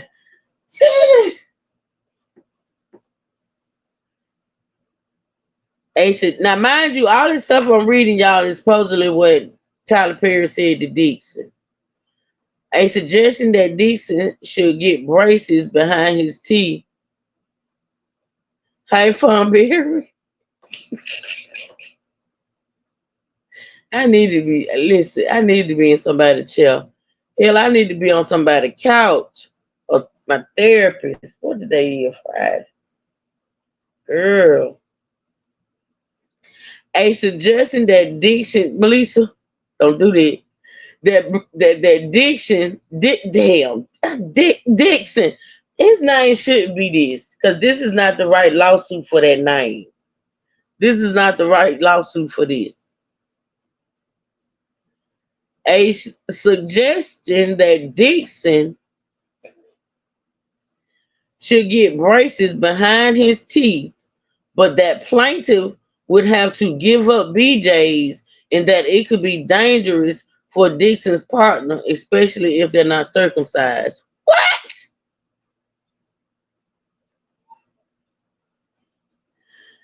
That's when you were thick Derek, fun Derek, drunk Derek, before COVID Derek. I miss him just without a butt. Thick Derek would work them pants out. Perry also photographed Dixon's buttocks while on set and sending the pictures to Dixon. The two text messages of many show that Perry was jealous of seeing Dixon with another man, with other men, and that Perry describes Dixon as so beautiful. These text messages, y'all, are all in a video that I put on this channel. Was it on this channel? Yeah. Go check it out. Them text messages make me nauseous. They all over the place and I can't make sense of it.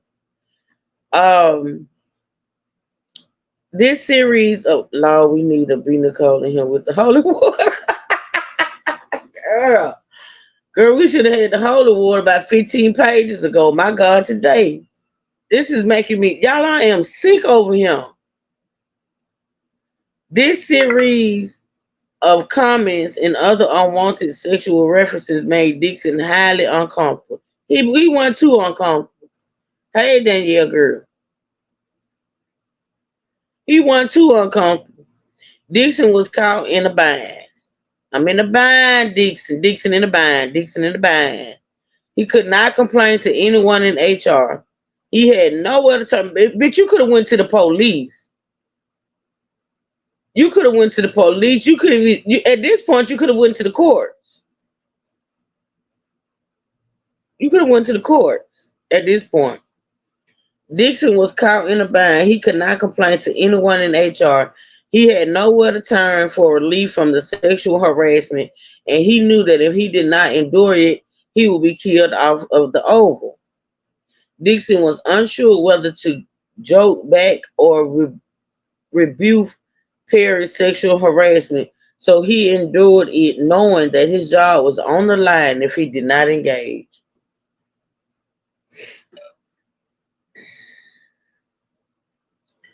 Perry would also share intimate details of his own sex life with Dixon. Among other things, Perry would tell, what the hell is my water? Hold on, shit. Ah! Um, Perry would also share intimate details of his own sex life with Dixon.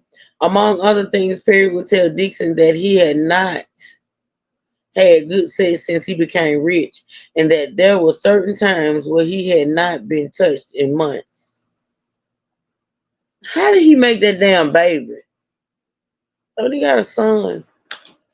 Gotta research this. On the second to the last day of shooting for the Oval, Dixon filmed the episode where his character was shot 4 times, indicating a seeming end to his role on the show and his termination from the job. It was precisely following this day of filming when Tyler Perry knew that Dixon's character fate was to be decided that Perry invited Dixon to his trailer for drinks. Dixon knew that refusing meant the end of his career, so he accepted. It was there on the very same day that Perry dialed up the harassment to a new level.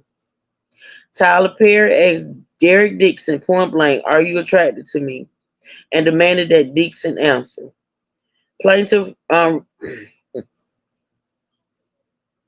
reiterated the same way he did after the first assault by skirting the question. Dixon told Perry that Dixon wasn't that sexual. Dixon told Perry that he wasn't that sexual or looking for anything. Perry's insistent probing did not stop. Perry continued to talk about how good looking and sexy Dixon was, and that plaintiff was wasting his looks by not being free and having sex. Dixon repeatedly deflected these comments with neutral answers. Probably he was. Um, Dixon repeatedly deflected these comments with neutral answers. Hold on a minute, y'all. Hold on.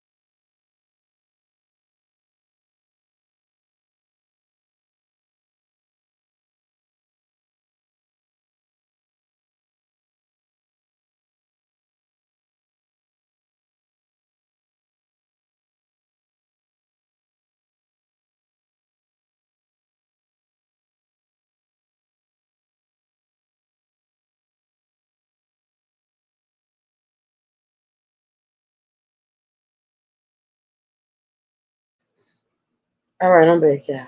I'm back. Let's see. The lies you tell are unbelievable. Right. Danielle said Tyler was allegedly essayed by two men and a woman. I don't put anything past these people when having whatever you want with money. Anything is possible just because he got a baby. Danielle, first of all, I never thought that him having that baby meant he wasn't gay. That's just what rich men do to have, you know, it's called, them having like continue with the lifeline as far as the baby. When a man put a dress and fake tits and ass. I see. I don't agree with. I don't agree with you. Hold on, y'all. Damn it. First of all, I need to charge. Put my thing on charge. Hold on. Let's talk about it. Hold on. All right, I'm back, y'all. I'm back. Uh-oh. Playing myself. Hold on. The last. Hold on, y'all.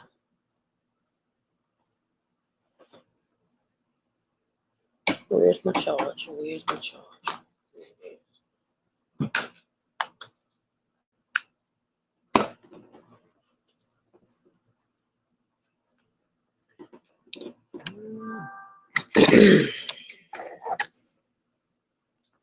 Hold on, let me read this message out.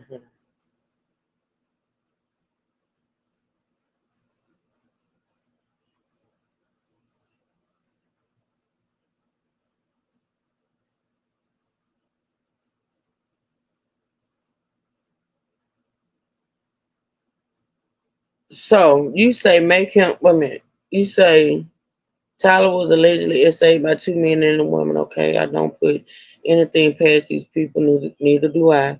When having whatever you want with money, anything is possible. Well, see, it's possible because people make it possible. People got to stop being so. Now, listen, I get it that people have to survive. I get it that people have to survive. I get it that people need jobs, people need to make money in order to maintain. I get that too as well.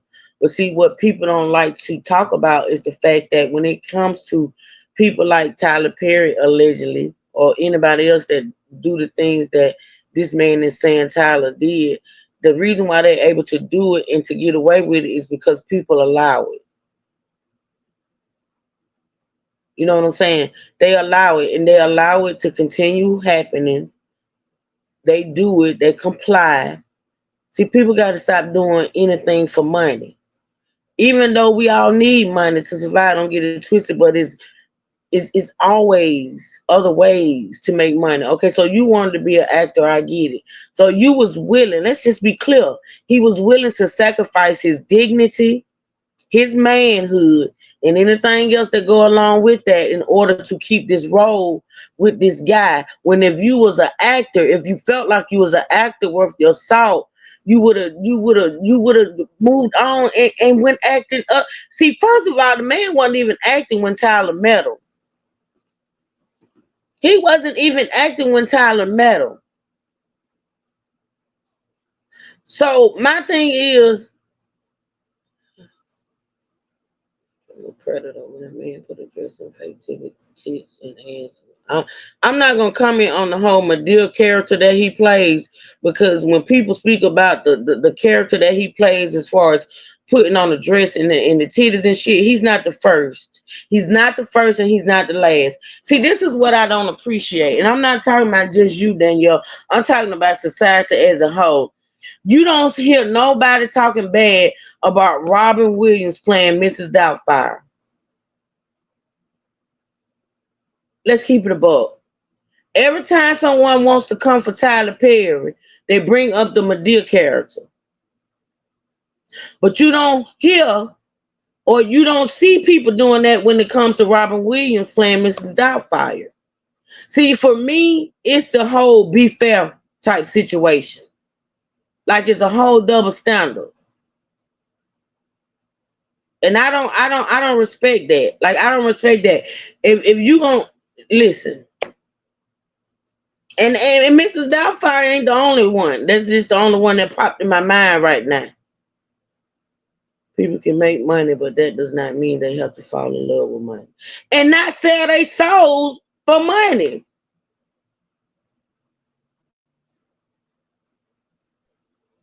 You know what I'm saying? They allow it.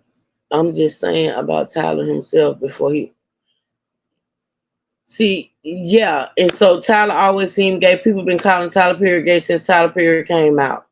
So the fact of whether or not he was gay or not don't mean shit to us as an audience because that's that man's personal life. Now, when it comes to this man who said Tyler harassed him allegedly, then that's when him being gay matters. See, when it comes to his work and his legacy and what he has built, him being gay ain't got shit to do with that. That's why I ain't never respected the fact that people always wanted to put that on him. If the man was gay, or if the man is gay, he's gay. He's grown. If he wants, he's gay. But what does that have to do with his work? Only time him being gay matters is when something like this come up. That's it, and that's all. But every time somebody wants to come for him, they want to bring up that character and they want to bring up the fact that he's gay. When what does that matter in the industry? That's a ritual. Kevin Hart, Jamie Foxx. Don't worry about the white, just the ones I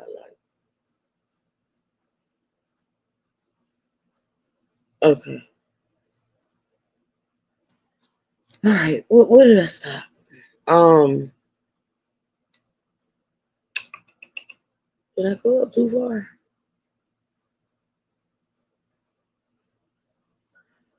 Um, let's just start right here.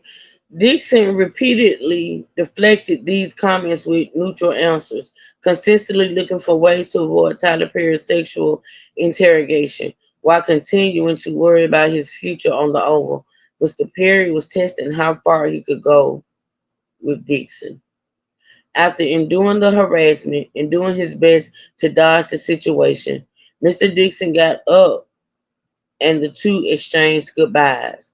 As Dixon was leaving Perry's trailer, Perry got up and pinned Dixon against the wall. Perry began aggressively groping Dixon's buttocks in a sexual motion. Tyler Perry began reaching down towards Dixon's buttocks and groped Dixon's butt in a strong. Ooh, my eye itching. I mean, I shouldn't be reading this. No, not in my opinion. He gives me gay. Okay. Okay, Danielle, what does that have, like, okay. I said the man might be gay. I said I don't care if he's gay. So you got your opinion on him being gay, then that's your opinion. And what does being gay have to do with anything like I said, other than this right here or whatever? I listen, I don't listen.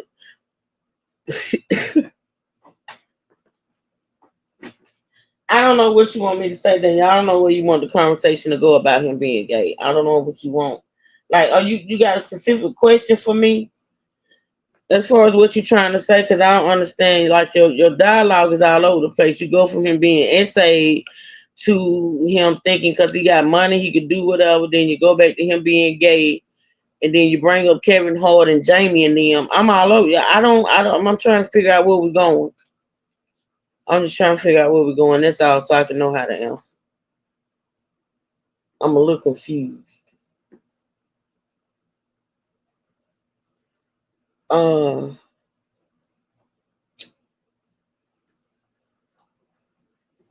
I'm just a little confused. I'm just trying to see where we're going. I'm just trying to see what you want the conversation to be. He get everybody gay vibes. He been giving people gay vibes since he been on out. They've been calling him gay forever. Okay, so what he gay?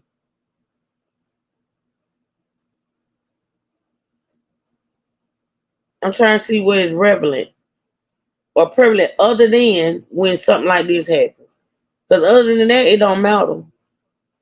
It don't.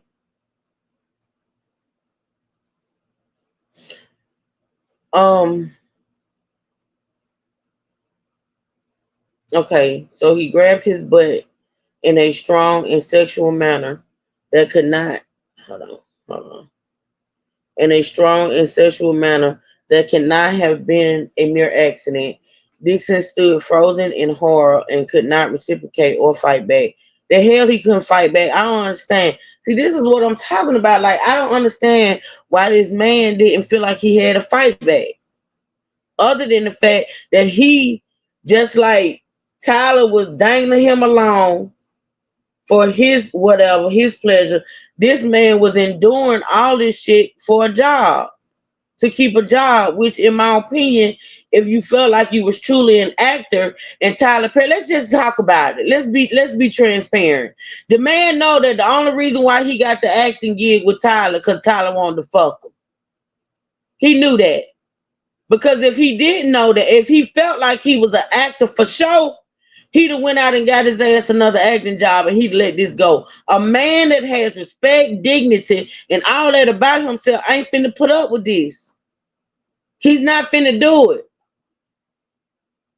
Right? So this man knew that the only reason why he had that acting job with Tyler is because Tyler wanted to fuck him. He didn't believe in his acting.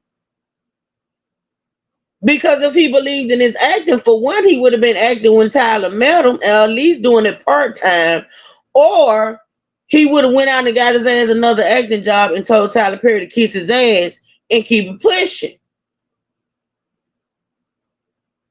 I'm a broke bitch. Okay, let them tell it. Everybody say I'm a broke bitch. If I go into somebody, a corporation, hospital, let's just say hospital, that's my history, hospital. If I go in somebody's hospital right now and get a job, and a motherfucker give me this type of hassle and harassment every day, listen, I'm not doing it. I'm not living my life that way. I'm not going to allow you to have that type of control over me. It's other jobs, and I'm going to report your ass. I'm not going to let this shit go on for years, and then when I know he ain't fucking with me no more for real, I go and try to sue. Now, cause see, the fact of the matter is, this man could have been quit and sued Tyler Perry from what he said happened back in 2019, but he kept putting up with it. Not talking about the lawsuit he just gave me.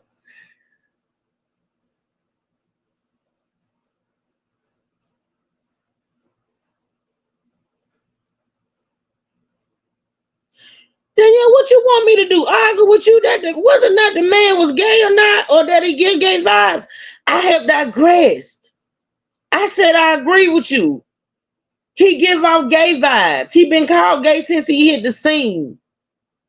I'm just telling you, I'm not concerned on whether or not he's gay. I don't care. That's all I'm saying. You keep talking about that gay thing. Like it's giving me.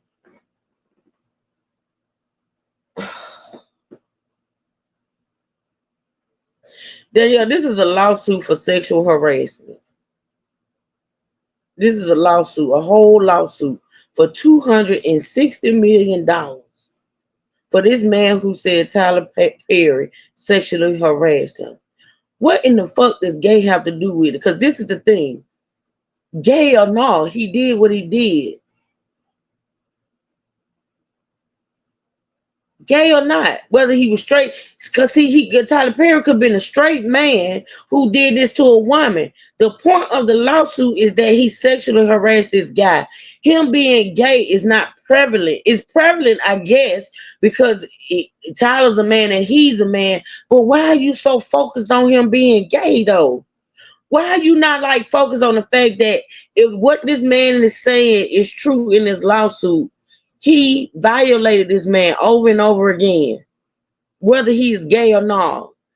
Why are you so focused on the gay part and not the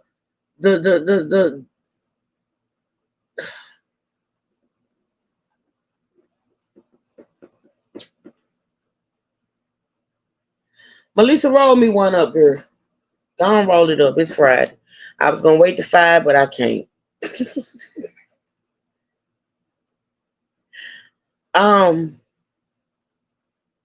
I don't understand, Danielle. And I want to understand. Let's see. Okay. Because of what this guy is describing is true. It's disgusting. Gay or not. I know he have a lawsuit, but I came in on live on the gay part. Okay. The whole thing. Okay. Okay. Um, I lost my place, y'all. Okay, Dixon stood frozen in horror and could not reciprocate or fight back. All Dixon could do was let his body go cold and limp.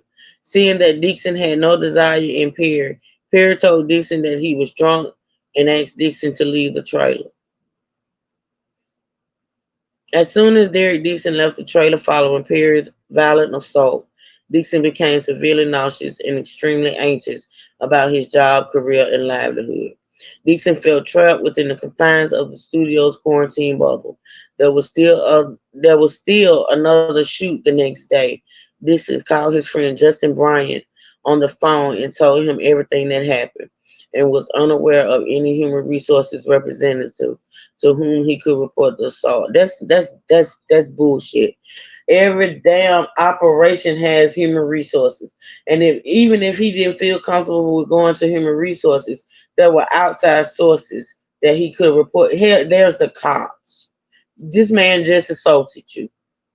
He grabbed your private parts. There's cops. There's lawyers. Period. I mean, it's the plain ignorant for me. It's the plain ignorant in the beginning, like you didn't know this man was coming on to you, and you was accepting gifts and housing and all this type bullshit. See, this is not giving me. This is giving me just what somebody, and I didn't want to say it because other content creators are saying it. The setup, a whole setup. And I don't know why Tyler Perry, with all the mental that he got, because this man, I'm not gonna call him a genius now. I call R. Kelly a genius. I'm gonna say Tyler Perry got enough sense to have made it. This man made it. He's a fucking billionaire. He used to be homeless. So he got good sense. And I don't understand why him having good sense. Why in the fuck would you listen, if the man was denying your advances, why do you keep pursuing it?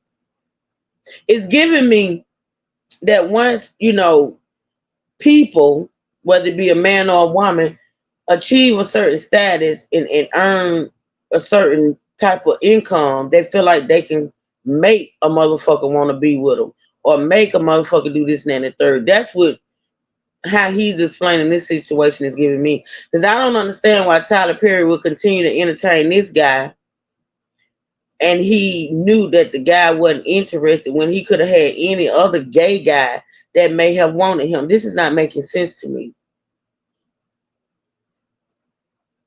The fact that Tyler Perry is consistently making advances towards this guy is giving me that the guy is lying about pretending not to be interested in Tyler as well. That's all I'm saying. Like it's not making sense. It's not making sense to me, but it's possible. Okay.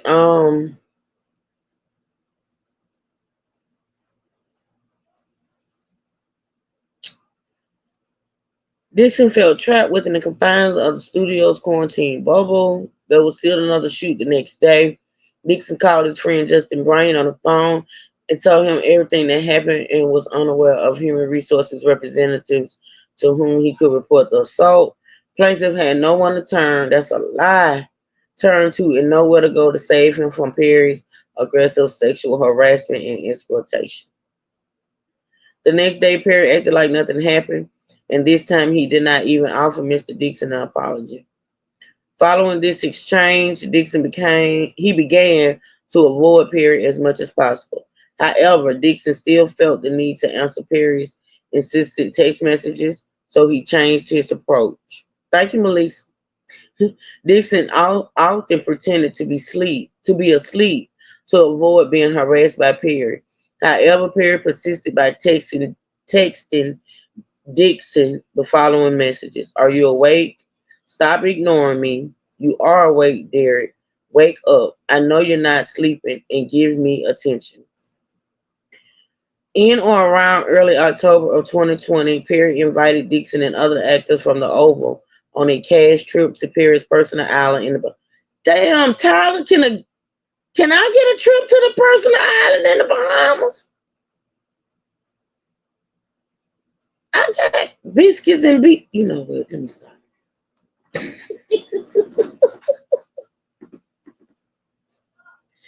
And will he still be there if he had not got terminated? Right, right. He'll probably still be there, Miss Lynn. Uh, to his personal island in the Bahamas. Dixon knew, as did everyone else on the show, that declining to go on this trip might cause Spirit to erase you from the show. So you mean to tell me basically what from what this man is describing? I guess that's a no go then, Ebru. From what this man is describing, Tyler Perry pretty much was doing all his employees the same way he was doing this guy. Does that make sense? Like he had the same type of hold on all the employees. Like this is not making sense. Okay, so Dixon knew, as did everyone else on the show, that declining to go on this trip might cause Perry to erase you from the show. Dixon agreed to go, knowing that the whole cast was going to be there. One night while in Perry's private island in the Bahamas, the cast was having a party. At the end of the night, see what this is giving me, the whole going to the island in the Bahamas is the you know how when a show wraps up filming, they have like a party or they have like a big party. This is what this giving me, but that's okay. Let me continue. One night while in Perry's private island in the Bahamas, the cast was having a party. At the end of the night, Perry told Dixon that he wanted to talk to him. Dixon was caught off guard. I don't know why.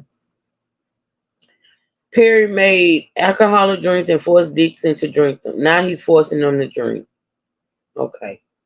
Dixon knew that he could not refuse the drinks, otherwise he would risk upsetting Mr. Perry. Instead, Dixon tried to stay in control and sip the drink slowly. This man, this is not a man. He's not a man. I'm sorry. He's not a man. You're not gonna make me drink. You're not gonna be grabbing me by my ass. You're not gonna be choking me. You're not gonna be doing none of that. When Tyler Perry choked him, that motherfucker should have went to the police. I'm sorry, this is not making sense. Tyler Perry did not control himself. He drank until it was clear that the alcohol had made him bold and sexually aggressive.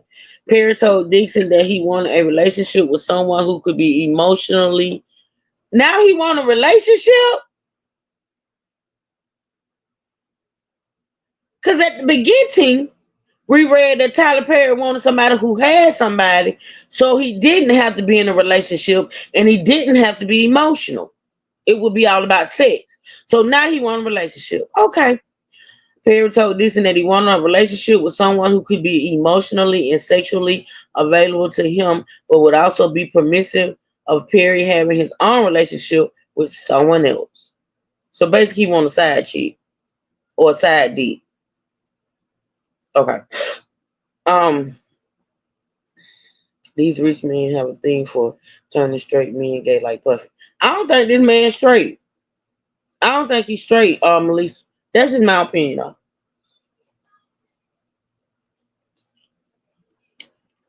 A straight man ain't gonna let you. Well, maybe they will. I don't know. I just don't think he's straight. That's it. Um, Perry said he could see himself having that type of relationship with Dixon. Perry insisted that Dixon needed to be with someone rich because Dixon liked nice things. Perry told Dixon that he was watching all the cast as they laid out in the sun with tanning oil. Perry continued raving about how seeing Dixon greased up like that was driving him crazy. Tyler Perry said he would have burnt the whole island down. Wait, hold on a minute, y'all.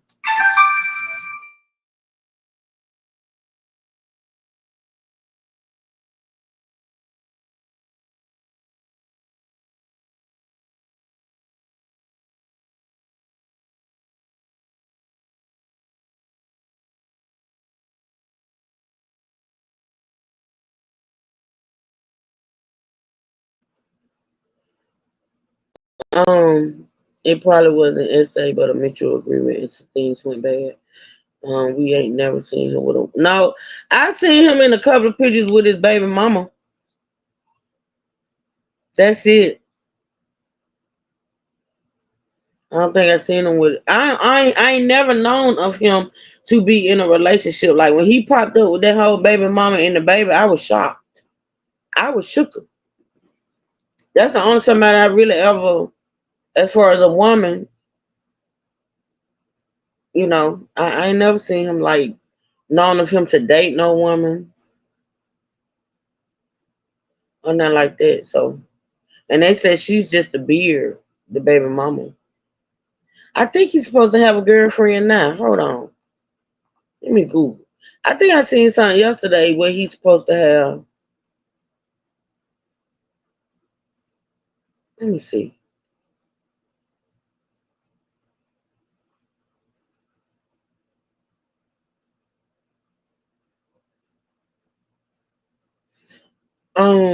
Tyler Perry girlfriend.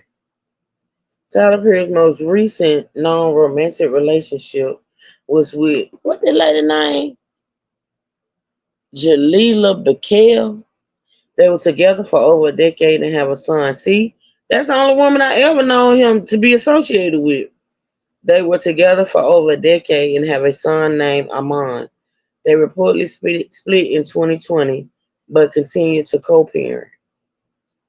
Here's a bit about their relationship. They met at a Prince concert in 2007. They started dating sometime after meeting and had a son, Amon, in 2014. They separated in 2020 with people reporting that it was amicable and they would co-parent. Despite the split, they have continued to co-parent their son Amon. See, that's the only woman that I've ever seen him associated with.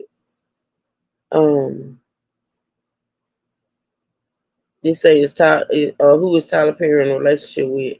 They say Tyler Perry is currently single. He was previously in a relationship with old girl and got a son. That's it. That's the only woman that I've ever known him to be associated with like that. But where I stop, y'all? And we still got 20 some pages, 23 pages to go. I've been reading for 2 hours. Okay. Um Perry said he could see himself having that type of relationship with Dixon. Perry insisted that Dixon needed to be with someone rich because Dixon liked nice things. Perry told Dixon that he was watching all the cast as they laid out and I read that. Okay, he was driving him crazy. Tyler Perry said he would have burnt the whole island down if one of the other actors or anyone else from the group had touched Dixon that night. Damn, not burn the how you gonna burn your own shit, Tyler? You getting out of hand now. At that point, I agree with Lee. At that point, excuse me, I'm drink some water.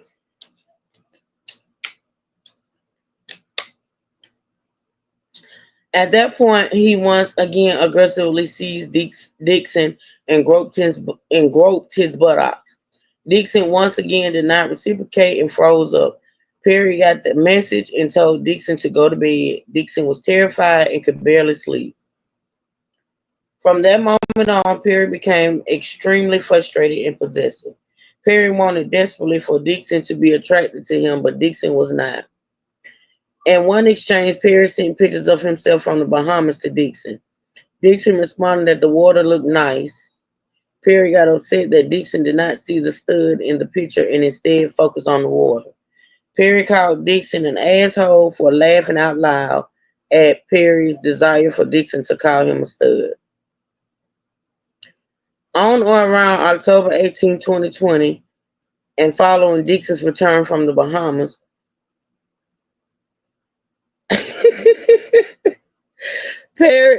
Melissa, stop. Perry, I need a break from this shit, Melissa. Like, honestly, I'm over here suffering, and you just being selfish and want me to continue reading this crap. This is torture. Not the honey love. See, here we go. Here we go. Ah! Here we go. Not the honey love. Oh no, don't come here with that mess. Okay, I'm barely making it. I'm barely getting through this. Okay. Um, damn. Wait a minute. On or around October 18, 2020, and following Dixon's return from the Bahamas, Perry told Dixon that he was jealous that Dixon was giving too much attention to other men. I told you I think he gay. Perry stated that Dixon was being too much of a social butterfly and that he would need Dixon to sit still this week. Further attempted to exercise his influence over Dixon's interaction with other men. Perry continued to wield his position as Dixon's boss, demanding sexual attention in exchange for his continued employment. Okay. Ooh, child. See, Tyler, you didn't even have to go through all that, Tyler. Mm-mm. These text messages were followed by others to Dixon like Derek. Don't you dare ignore me. I deserve better. I deserve attention all the time. Dixon, out of fear for the unknown future of his career, continued to give Perry the social attention he demanded, even though Dixon would constantly get sexually harassed. They had listen, Miss Lynn. On several occasions, Perry would text Dixon while drunk.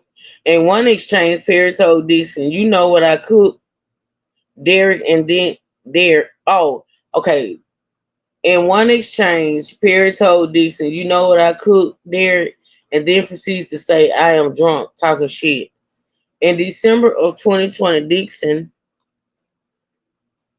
began feeling depleted due to Perry's continued pattern of sexual harassment.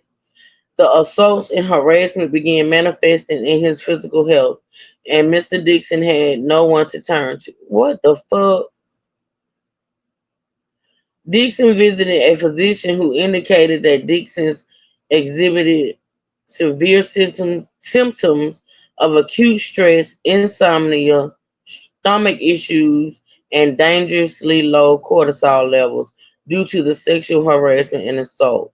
The prescription prescribed, the physician prescribed Zoloft, an antidepressant for this. So you mean to tell me this man that this Tylenol caused this man all he done caused some stress, insomnia, the bubble guts, and low cortisol levels to whereas he had to be put on Zoloft.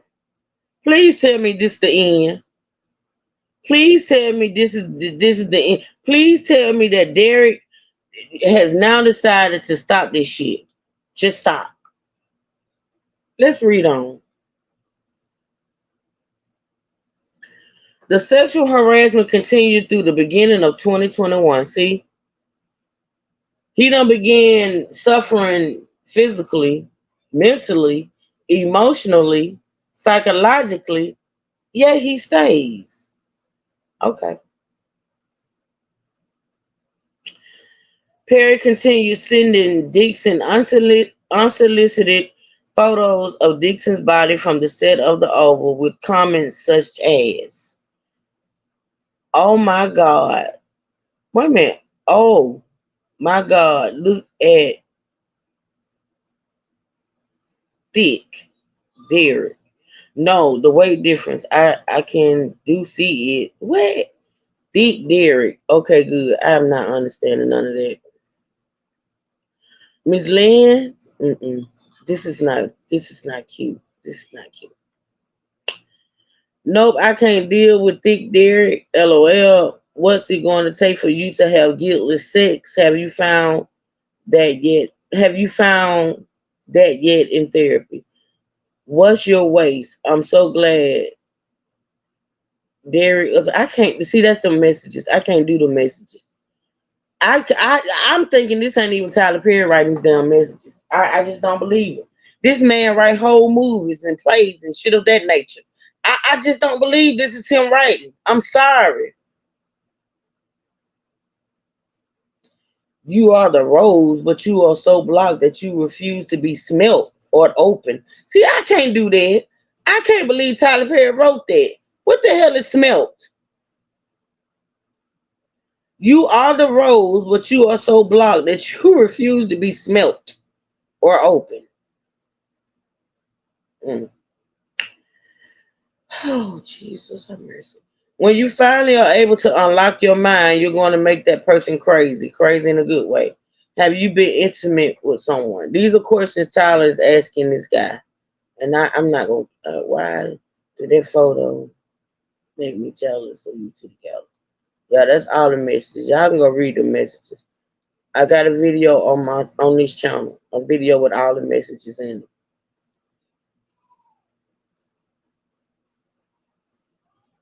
Okay, I'm gonna skip through the messages. Okay, so after several weeks of unreciprocated sexual innuendos and demands for attention, Perry lashed out at Dixon on set and asked if he needed to punch Dixon in the stomach for Dixon to act the way Perry envisioned in a scene.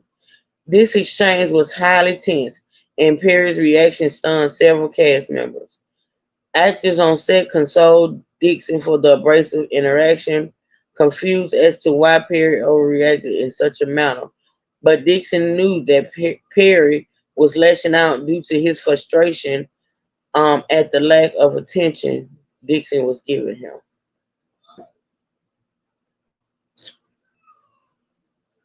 On or around June 4th, 2021, Perry invited Dixon to his house to spend some time together and discuss the pilot of Losing It.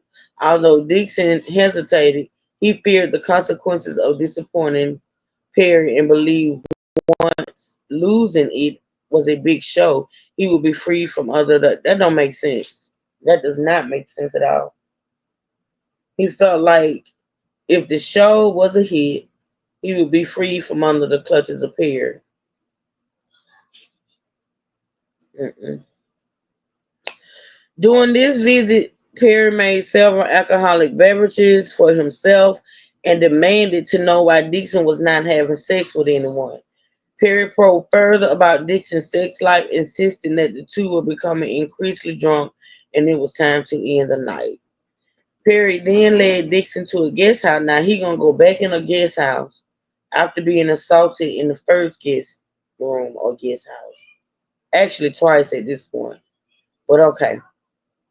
Um, Perry then led Dixon to a guest house where a guest bedroom was. Dixon would be staying there that night. Inside the guest bedroom, Perry motioned to Dixon to come see a weight monitor that he had.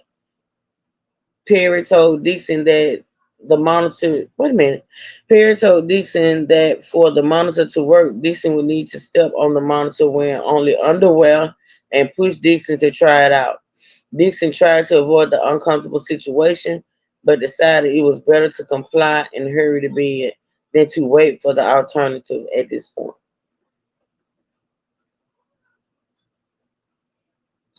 After weighing himself, Dixon walked towards the guest room, followed by Perry, who then asked Dixon for a goodnight hug. Rather than hugging, Dixon complied, at which point, rather than arguing, I'm sorry. Rather than arguing, Dixon complied, at which point Perry reached out and yanked. Oh, shit. Oh, boy.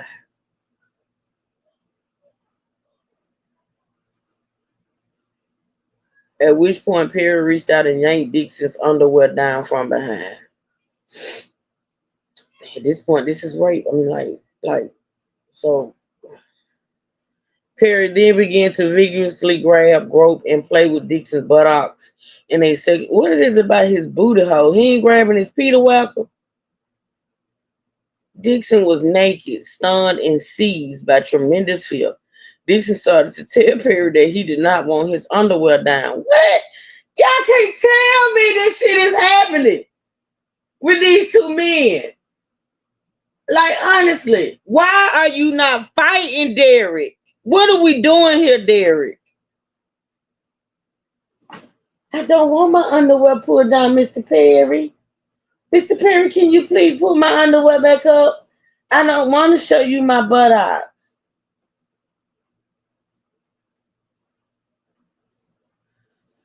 He did not want his underwear down, that Dixon didn't want to be naked, and that Dixon didn't want this. That's what he said.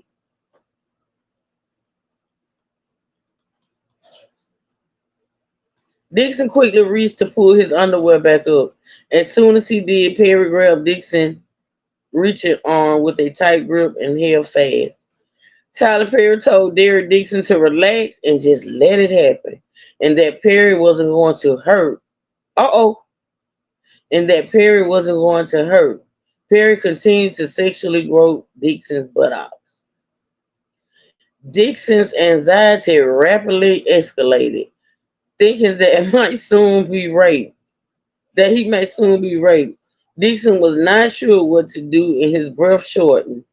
Perry ignored Dixon's refusals and held Dixon's hand fast, preventing him from reaching for his underwear. Dixon was naked and being groped by a large, drunk, and sexually frustrated 6'5" man who had Dixon in his clutches. Y'all hear this shit?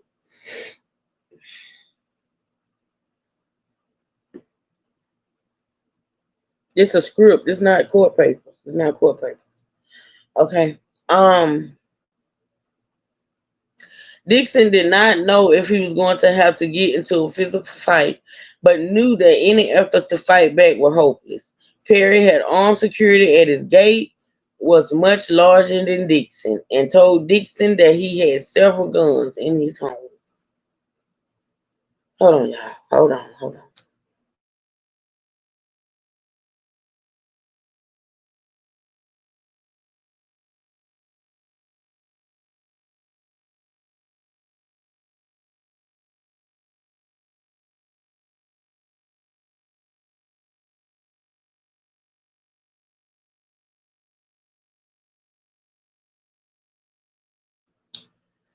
Dixon was desperate for a way out and remarked that he couldn't do anything sexual because he was so hungry, attempting to change the conversation. Dixon asked, "Is there any food up here?" Which prompted Perry to withdraw and order a pizza. Excuse me, y'all.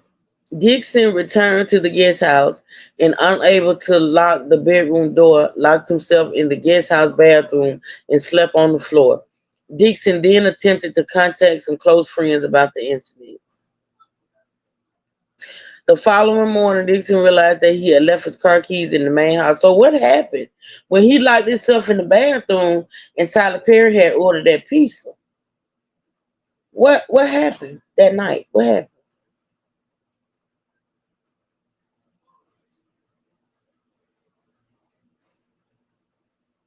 Wait a minute.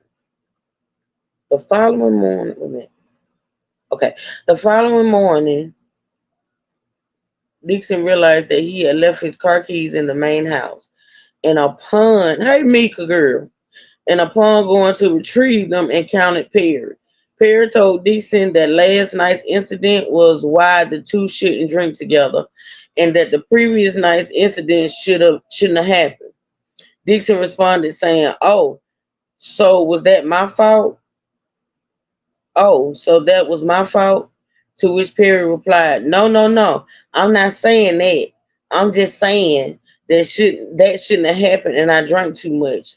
Attempting to excuse himself for grabbing Dixon's buttocks, groping Dixon, and attempting to have sex with Dixon against his will. At this point, Dixon left Perry's home uncontrollably shaken and contacted his close friends to discuss the unspeakable horror from the night before. Mhm. Lord, I'm not. Girl, I ain't either. Hell, I ain't drunk enough for this because according to this dude, Tyler Perry stayed drunk. Wait a minute. Hold on. Mika, a whole mess. Um, pull it up. For the next several days until June 6, 2021, Perry texted and called Dixon incessantly with messages asking Dixon to call him or answer his calls. Finally, Dixon answered, at which point Perry began to apologize, blaming the testosterone supplement. Wait a minute, y'all. Hold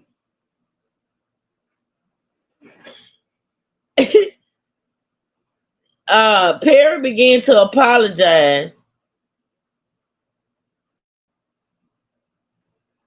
blaming the testosterone supplements he was taking at the time. Perry had confided in Dixon about these supplements and past messages and decided to use them as a scapegoat for his actions. Dixon emphasized that he was not okay with what happened and that he had never asked Perry for anything, to which Perry replied, I know, that's why I like you. Wow. Okay. Perry further attempted to rectify his misconduct by inviting Dixon on a yacht trip and telling Dixon that Perry was for sure going to make Dixon's pilot. Dixon realized that Perry was offering to make losing it to effectively silence Dixon. Perry sent a text message trying to arrange for Dixon to come on his yacht with another person so that Dixon could feel more comfortable.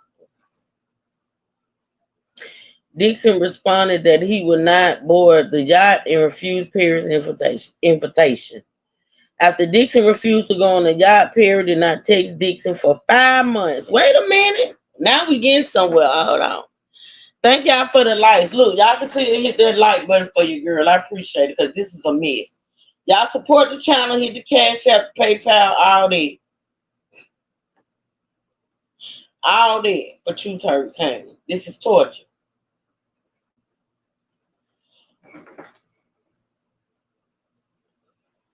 After Dixon refused to go on the yacht, Perry did not take Dixon for 5 months. Sensing that Dixon was upset, Perry called Dixon. Wait a minute. After Dixon refused, Perry did not text Dixon for 5 months.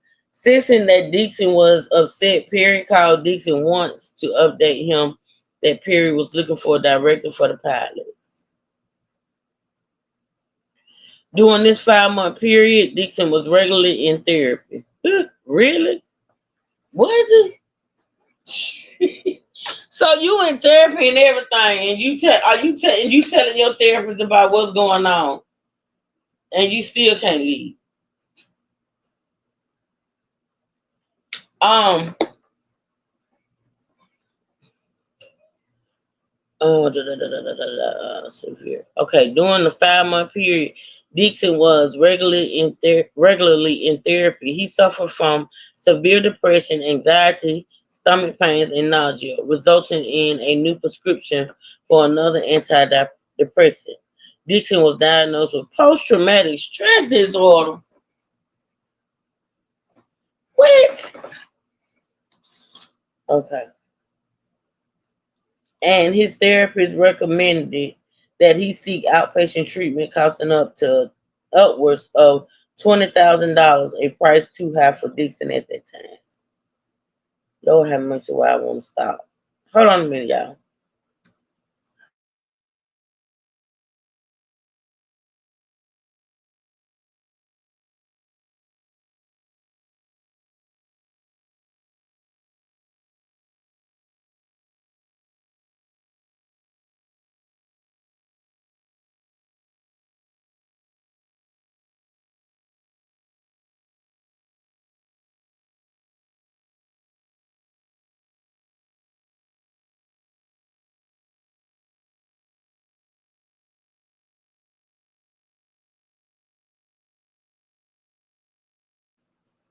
All right, let's see.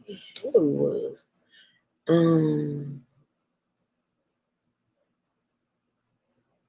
A price too high for Dixon at that time. During that time, Dixon began speaking with people about the sexual assault and was assessing his rights. As soon as Perry realized that Dixon was done talking to him, Dixon got a message from Perry's fixers.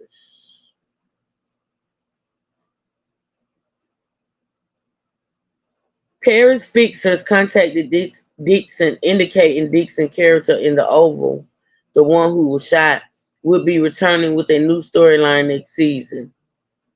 And Dixon was receiving a graduated raise from 10K per episode. See, at this point, you know what? From $10,000 per episode to $16,000 per episode. That would continue to increase to upwards of 19,000 per episode over the coming seasons. The attorney said that Christmas came early for Dixon because he was doing a good job on the Oval. Mhm.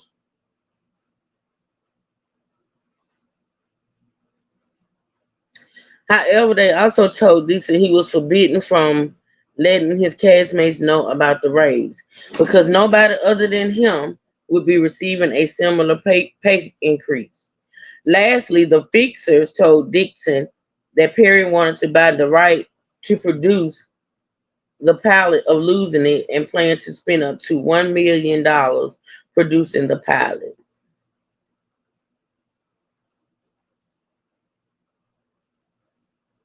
Dixon immediately knew he was getting this raise and why the pilot was being produced. He knew, well, you knew, yeah, you knew.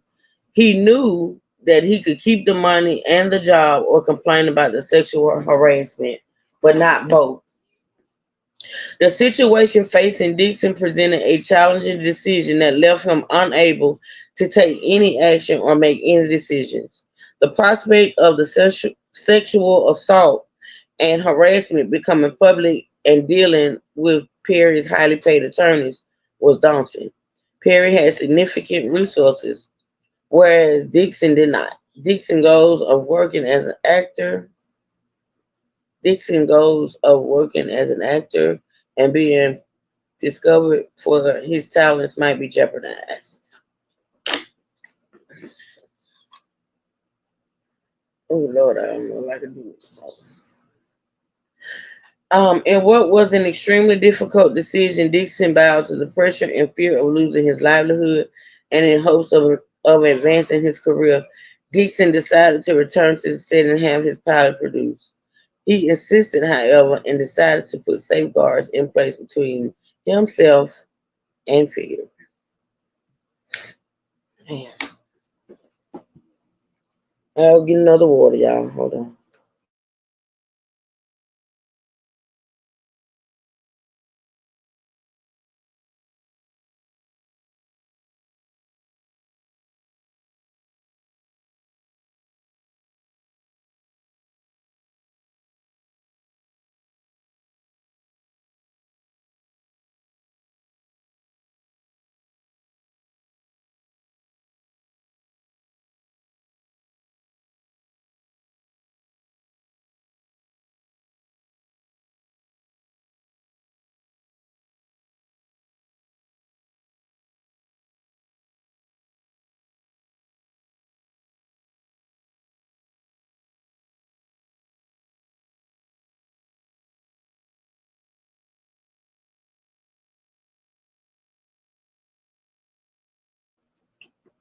Oh, y'all, I don't read too much.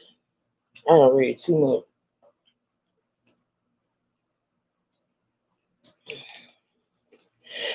Ooh.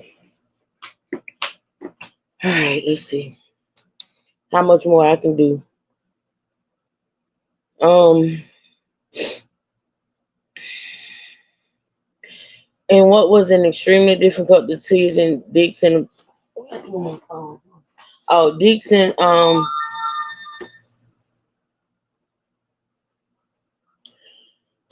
Dixon decided to return to the set and have his pilot produced. He insisted, however, and decided to put safeguards in place between himself and Pierre. This sounds like straight bull. He asked Tyler for something, and he say no, and here we are. hmm In or around November 2021, Dixon returned to shoot the Oval. It was then when he saw Pierre for the first time in person since June of 2021. So 5 months. Dixon suffered a panic attack in his trailer prompting another actor to calm him down. Lord, why did you come back? Why did you come back, Dixon? You had 5 months to file a lawsuit, file charges, find you an attorney, and all that. Why did you go back, Dixon? Why? You got to make it make sense, people. 5 months.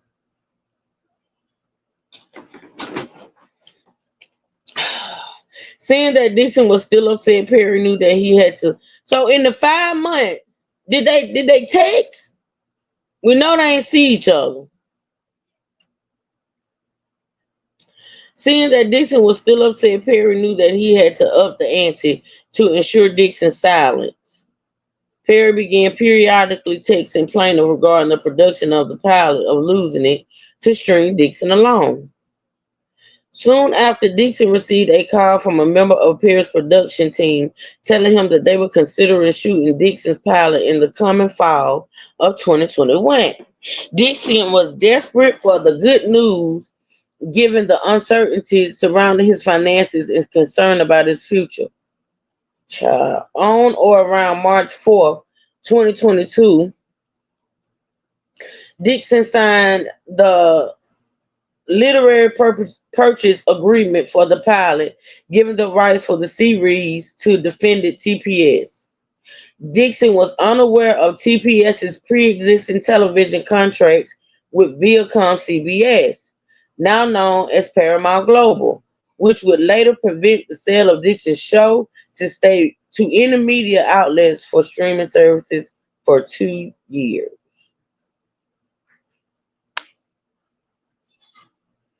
Wait a minute.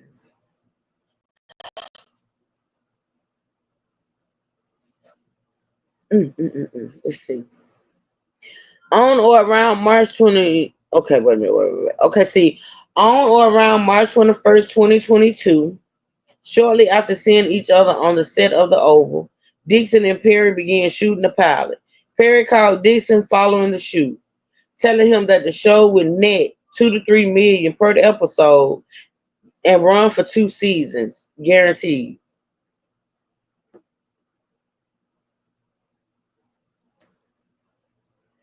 Perry purchased the rights to Losing It from Dixon, but did not try to sell it to any network. In fact, Perry was under contract with Viacom CBS, preventing him from selling Dixon's show for an additional 2 years following the purchase. In the agreement, hold on.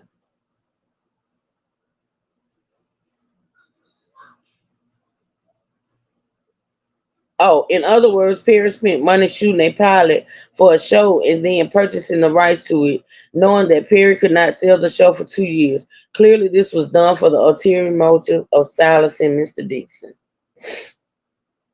As it turns out, Perry had no intention of ever producing Losing It.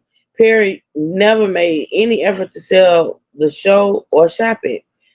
Perry was only using the show as a quid pro quo to Dixon, holding its production over Dixon's head like the sword of the Markles. Child.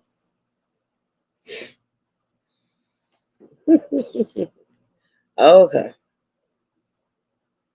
On or around April 9th, 2022, to his surprise, Plaintiff received the script for another season of The Oval, in which Plaintiff's character, originally written as a grocery store clerk, would play a male prostitute being persuaded by a pimp. This character scenes and story gave eerie similarities to Perry's pursuit of Dixon. Y'all, I swear my eyes so heavy I can't do this. I don't even know. 3 hours, y'all. Okay, we're gonna have. I ain't gonna be able to do 15 more pages. We're gonna have to do it tomorrow. I swear, if I could, I would, y'all. I can't. I can't. Oh, Jesus. We on page 30.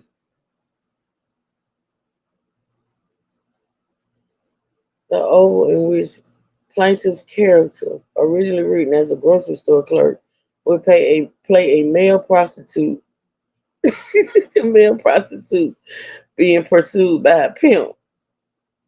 This character scenes and story share eerie similarities to Pair Pursuit.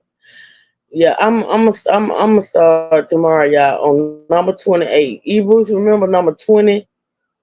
Well, actually, it says 28, then it says 167. I just leave this up.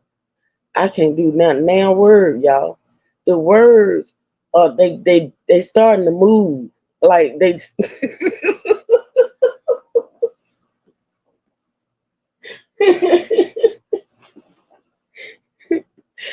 The words starting to move, and I'm not even able to see them. I'm done. 3 hours. I'm done. Listen. Okay, so we got 15 more pages to go, y'all. So at this point, y'all please put it in the chat. Tell me what y'all think about these. Now I know what Miss Lynn think. I think pretty much what ebooks think. I don't know. McCullough, don't let McCullough. I'm for real, girl. I've never felt like this in reading. Like I am just done. I can't read another word. I done said Perry and Dixon so much. I don't even know if I can ever say them words again.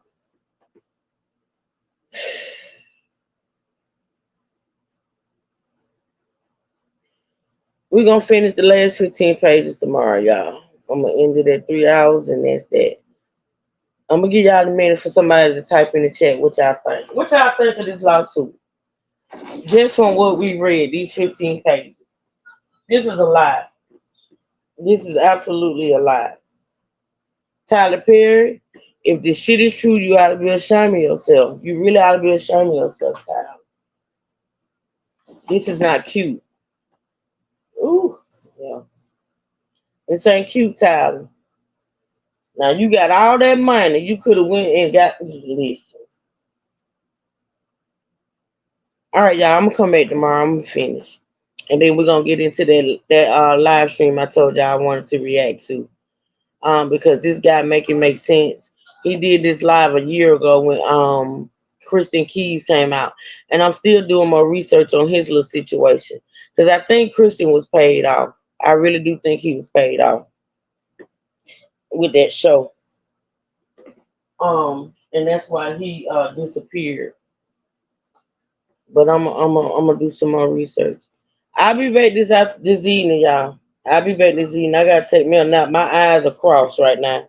I think they're a little bull, a little cocked. I think my eyes cocked. Mika say BS. He will say I love him. Yeah, but Kristen got paid off, girl. I think he got paid off.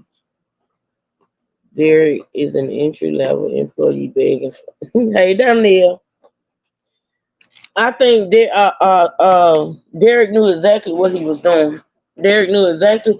Derek knew exactly what he was doing, and he knew exactly what Tyler Perry wanted from him. Absolutely. And he pretty much strung him along to get it. But we're gonna read the rest of this lawsuit tomorrow and see what it's doing. Choose as long as your eyes ain't lazy like that. At this point, I think they are Uno. I think they kind of caught.